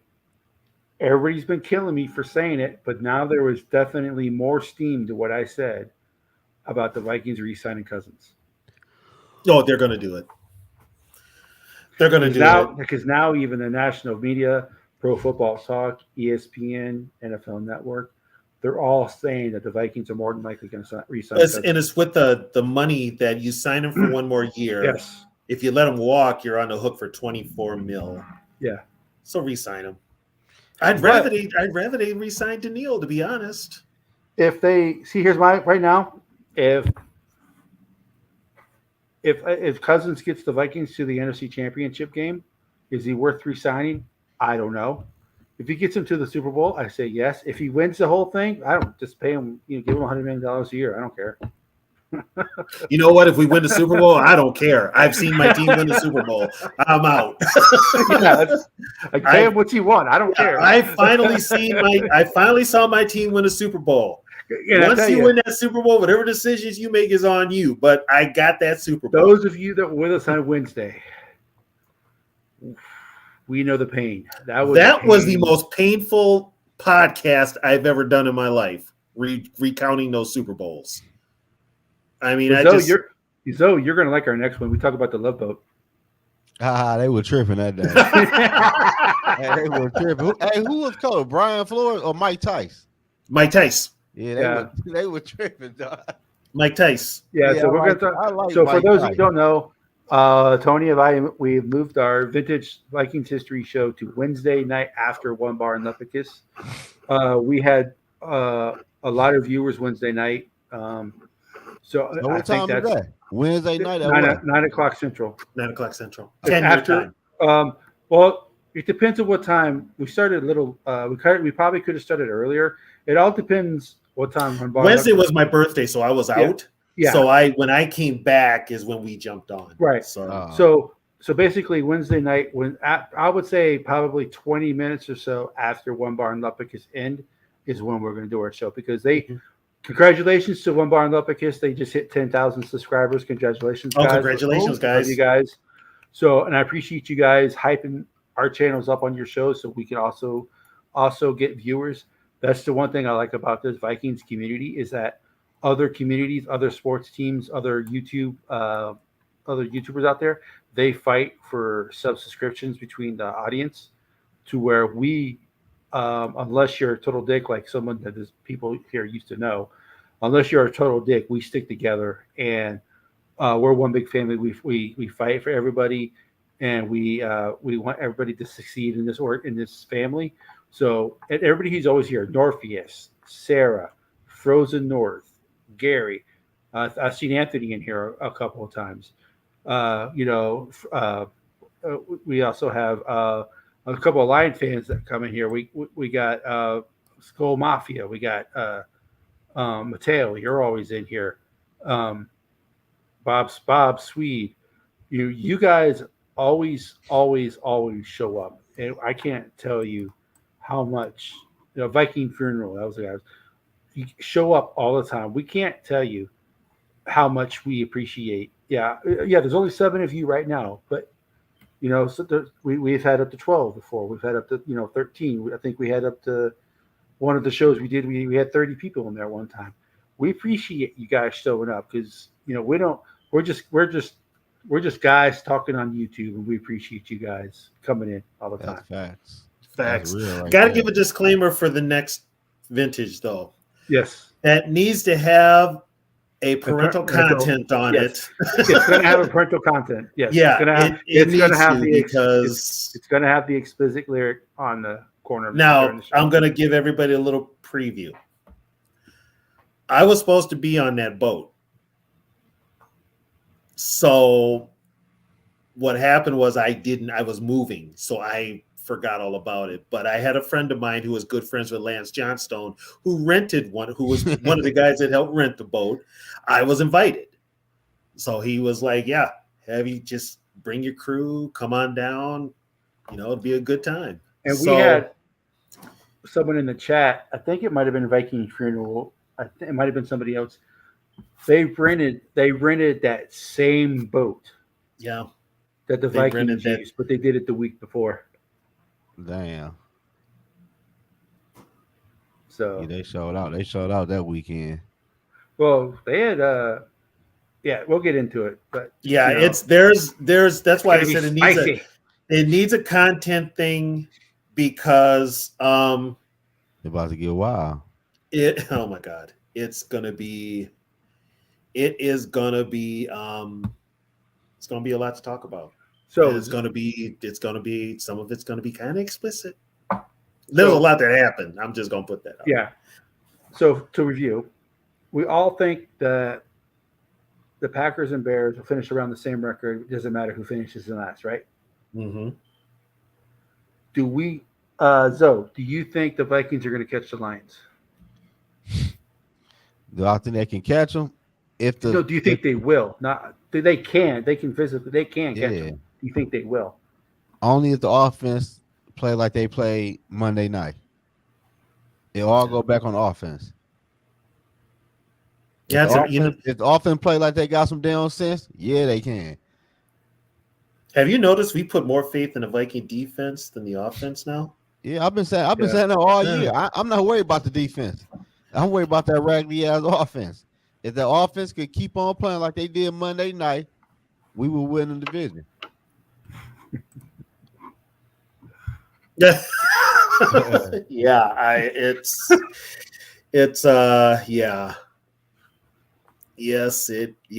was it's a lot. It's a lot. That's all I'm going to play. Thank you, Sarah. Thank you so much. And I believe Norpheus wished me happy birthday too. Thank you, Norpheus. But it's a lot. It's from just the start to everything that went down in between, and then the court battles. It was a lot, but the team was not doing well that year. Tice had lost it with the team. And the reason we're doing the love vote is because we need to laugh because we just talked about the 4 Super Bowl losses. The last show was so painful, and not only did the Vikings lose the 4 Super Bowls, but when you really delve into the games like we did, it's even more heartbreaking. Mm-hmm. For as good as that team, as good as those teams were, they got their asses kicked. They should have definitely won 2. They were equal with the third team. The last Super Bowl they were in was the beginning of the end, and they got their ass kicked. That was really the only Super Bowl they had no chance of winning. Yep. So it's even worse when you delve into it. So I think the Vikings catch because I think if their offense plays half of what they played against the 49ers, they can beat every team. Because Cincinnati's offense may show up, but their defense is awful. The thing is, though, the KLC has to blow out one or more of these teams. Oh yes, he can't barely win these games anymore. He's got to show some dominance if he wants to be taken seriously. Well, they should, because I think the Atlanta game has a possibility of being close just for the fact that it's in Atlanta. But Ritter is awful. Yeah, and so something's going on with Bijan Robinson where they're not using him. Yeah, he only had one carry. Yeah, where they're not using him like they should. And then New Orleans, you don't know what team you're going to get. You could get the team you could get the team that showed up last year when they played them in London, put up a fight, or it could be the team that and last year was the double doink. Yeah.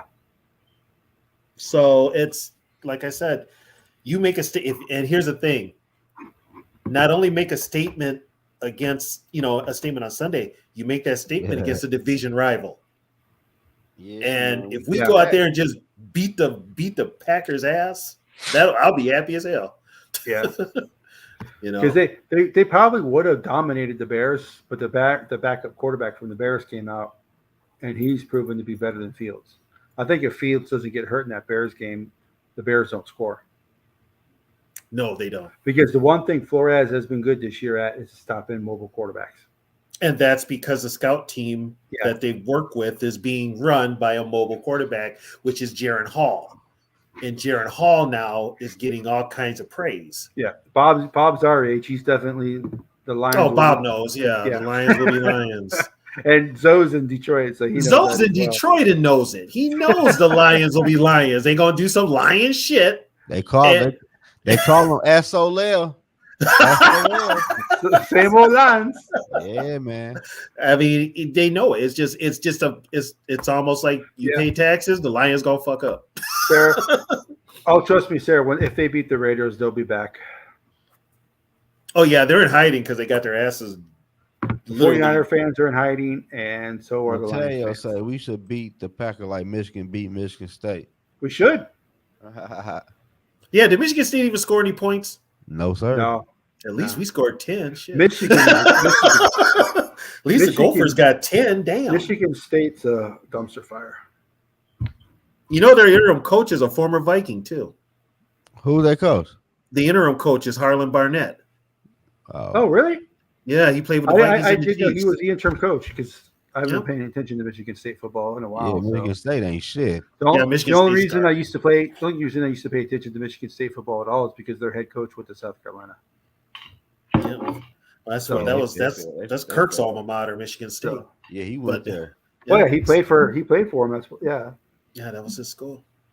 Yeah, I don't know, that team fell all the way up. They play. Michigan State has always been the ugly stepchild of Michigan.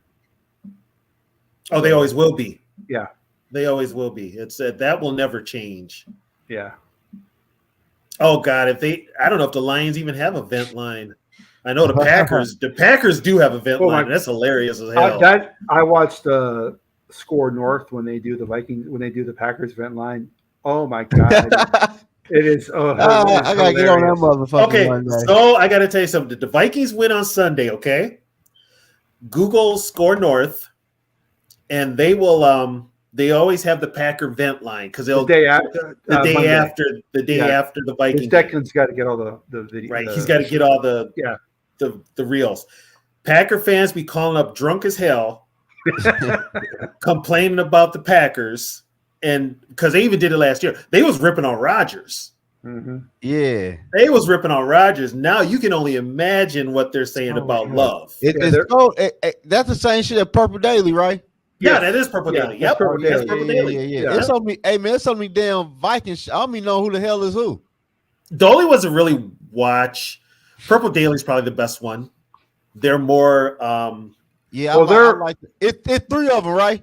They're a radio. Yeah, that's the one with Judd and Phil and Declan. Like that. The reason why they have so many viewers is because they're actually a radio station that puts their show on YouTube at the same time they're on the air with radio. Yeah.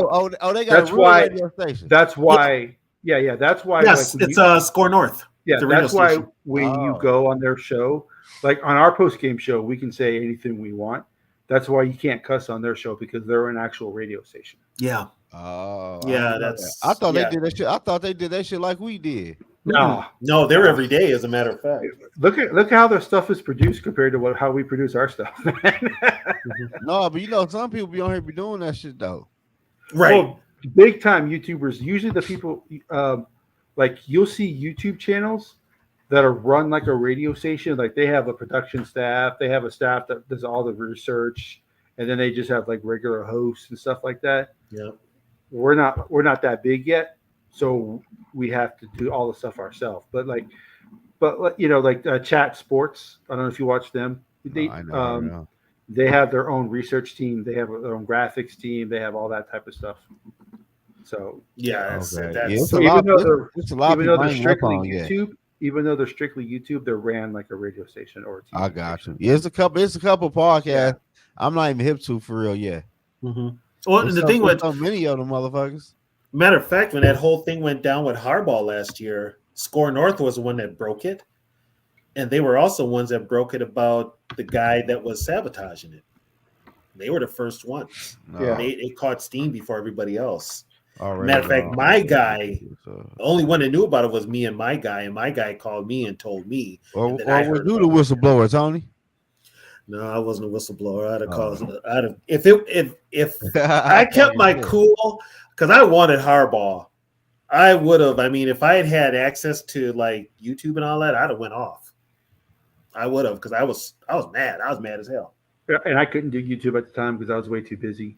Yeah, I was but- mad at hell. Mad as hell. I've always wanted to do YouTube. I wasn't sure what I wanted to do on YouTube. I wasn't sure if I wanted to do the Vikings or if I wanted to, because doing a sports like what we do, you can eventually start making money, but it takes longer and you don't make as Damn, much since to you was be in high school. in like a content creator for like people who do like stupid shit, you know?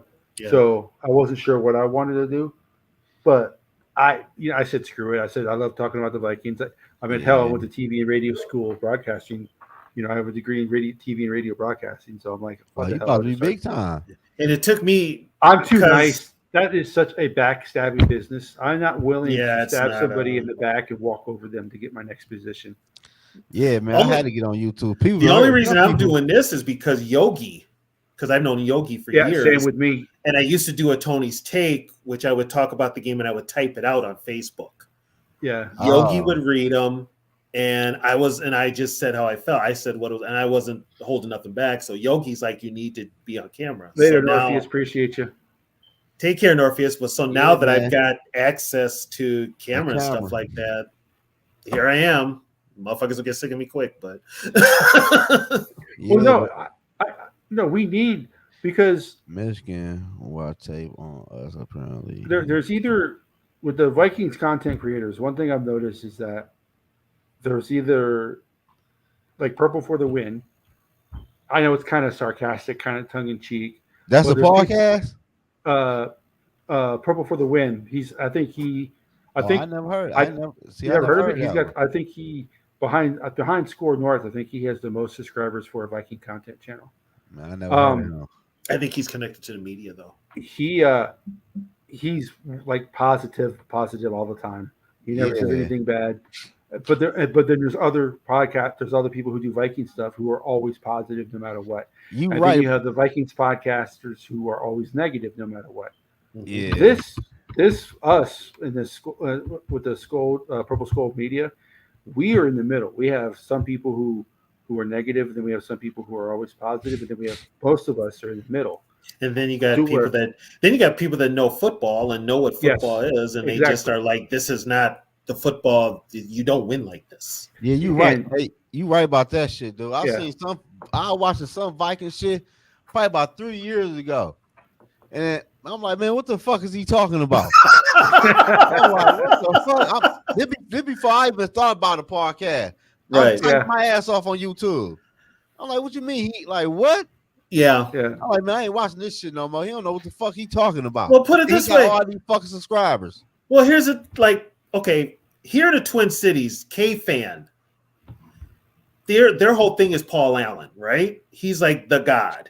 Yeah. He don't know shit about football. The guy's from Well, LA. He's a horse racing guy. He's a horse racing guy. So anything he knows about football, I think Pete Bursich is telling him, or they're telling him he's learning secondhand. I mean, he's good at play-by-play, but Yeah, you sure? I mean, no, I mean he's considered. Chess sport. That, is like I annoying. saw a poll of like I'm not hip to know. Oh, okay. Mateo, Be careful. That's the guy that he got. Yep, he got busted. Is the most popular female Viking fans too? Huh? See, He I'm got- lost. See, this I don't know. Be his careful. his Purple name PT FTW. Who the fuck is that? It's Purple for the Win. Purple for He's the a- win. Oh, He's that a what you're cage- talking about? Yeah, That's the he's dude. he's an ace. I don't watch him that much. He's got catchphrases. He's zany, but he He has doesn't some. do his own production. He has somebody do his own production. But That's why he got busted years ago on some like underage bullshit. No, Well, dealing with kids. Yeah, chat sports is annoying, Sarah. That's why I don't watch them that much. Yeah. But they do. Passport. They that's are not what they really are comes run to? like a radio Mhm. station. That's they- a Viking they- podcast. Which one? Chat sports. Yeah, they have. Well, Yeah. they do. They have somebody for every team. That's why I say they are run like a radio station. They have the research team. They got Frozen a North production funny. team, a said graphics F. team. Paul Allen. Yeah, A lot of people say that up here. Yeah, A lot of really people good say that night, up here. bro. but national wise, Paul Allen's considered one of the best. Oh, they love Yeah, I it. don't know who the see. I don't know who the fuck half these people is they talking about. Norpheus, yes, Andy Carlson. That's his name. Purple for the I win. don't- He's a clown. Yeah, He is. He is a clown. he's I a. don't know. I think he's Korean, right? I think. Yeah, Yeah. but he slid into some underage Yeah, girls' I DMs. and that's- I don't is- really. Yeah. Like I said, I don't know about that. I don't Yeah, really watch who him the that fuck much. is Andy Clarkson? I don't know, If you ever sir. get the chance, Google Purple FTW, Yeah, and you'll see him. That's the dude. yeah, Yeah, he is. He's on another level of. But He's damn near a predator. Put it that way. yeah. Well, I just threw him out there because he has a lot Oh, of the subscribers. oh him. Yeah. I never knew. Yeah, I don't know who the fuck he really is. Now there's another Asian guy named Andy who does Buffalo Bills content, but that guy's hilarious. Is he from Minnesota? No. There's a guy who does nothing but shorts. They're about a minute long. Like his longest ones are like a minute. He's a Buffalo Bill fan, Damn. and he is Motherfucker hilarious. He got a lot of views on this motherfucker. He does. Yeah. He's like purple positivity. Yeah, So I got to talk positive on this motherfucker, huh? He thinks he but he knows what he's doesn't let talking anybody. about, but he don't. He's not like us to where we just let anybody come on our show and talk. No one gets on his show. Oh, he monitors this stuff. Yeah, Oh, he he monitors. don't deal with people. No, he don't. no. He don't let people. Like he'll lie do or like nothing. he'll do a chat session, like a question and answer, but it's not live. He pre-records it. Yep. Oh wow. Oh, he Yeah. Yeah, he's very structured. He censors bad comments are gone, and he's one of those. Mhm. Oh wow. He's got the catchphrases. He's got Mhm. all that. He's kind of like an internet version of PA. Yeah, Damn. Oh wow. So, but yeah, well, you know what? I got to wrap this up because I got to get going here. But I'll Yeah, tell you man, what. we be back on tomorrow night, man. So yeah, Sarah, you would not like this guy at you all. would not like him, Sarah. You would not like him. So You think Dave's a Kirk stan? mhm. He like Kirk. He he's loves a Kirk. Kirk. Oh, he's a Kirk He stan. loves Kirk. He's a he- Kirk stan. Kirk can do no wrong. He's one of those to where if the Vikings lose, Oh, it's she never say- Kirk Cousins' fault. Hey, It's Sarah always somebody say I else's. always talk shit to him in his comments. Jerome is. Yeah, he calls the National Jerome Jeroni haircuts. The Yeah, national media. he rips on the Nationals because they always rip on. Where he from? Is he from here? Yeah, he he's in lives- Minnesota. He lives he's in I don't know if he lives in Minnesota, but he is. He From does. He won't give his location anymore because people came after him. But yeah, he's still Yeah, he's Oh still here. damn. So Oh no. yeah. I can't stand him either. I first liked him when I first started watching him. Now But- I'm still subscribed to him just because I didn't hit the unsubscribe button. you know what it is? I watch him to see what he says, but it's Yeah. the same, and it gets to the point where it's just bad. You know, it's Damn. just not it. But Man, I gotta So- get out of here though, man. yeah, I'm about to get Yeah, out of here so- too. All right, so we have our post game show after the game after Sunday night. We do the late night game show like we always do. our Vikings vintage show, Sarah. I know you're interested in this.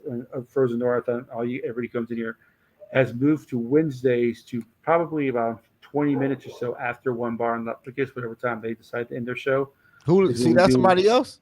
And then we do our Vikings vintage show. It told me no motherfucker. And then this show that we're doing tonight is going to be Friday night at 9. It's going to be the bi-weekly status of the NFC North. We do it every 2 weeks. Right. So we'll do another one in 2 weeks. Yes, we'll do another one in 2 weeks. So, because right now it's, I'm going to be hyping up as soon as I'm still working on my channel. I'm still trying to get the opening and everything done on it. Once I get that done, I'll start doing my videos, not live, doing the pre-recorded stuff, talking about the happenings of the Vikings. So make sure you like and subscribe to both the Purple 24/7 Yogi's channel, because if it wasn't for Yogi, Tony and I would not be doing this. We appreciate Yogi so much. Oh yeah. And then also my new channel, which I just started. The link should be in the chat. Should be in the description down below. It's Skull TYA. I already have 15 subscribers. I had 8 before I did my first video. I love you guys for that. I appreciate that. So we're going to get this thing going, and we'll see where it goes. So, like I said, we'll do the show again in 2 weeks. Don't forget Sunday night. We're going to do the late. And if the Packers lose, trust me, we'll have enough energy for the Vikings win. And if the Vikings lose, we definitely will still have enough energy. Still have more energy. Still have that new energy. Still have the energy. So we win it, baby. We win it. Oh, we're taking it. We're taking it Sunday. Yeah, we're taking it Sunday. It would be this team would have to have a major letdown to lose. Final score predictions before we go. Zoe. 27-13. Tony. 28-10 Vikings. I say 38-17. Damn. I know you're scared. Yeah, I do too. If I were you. I know you're scared. I do too. If I were you.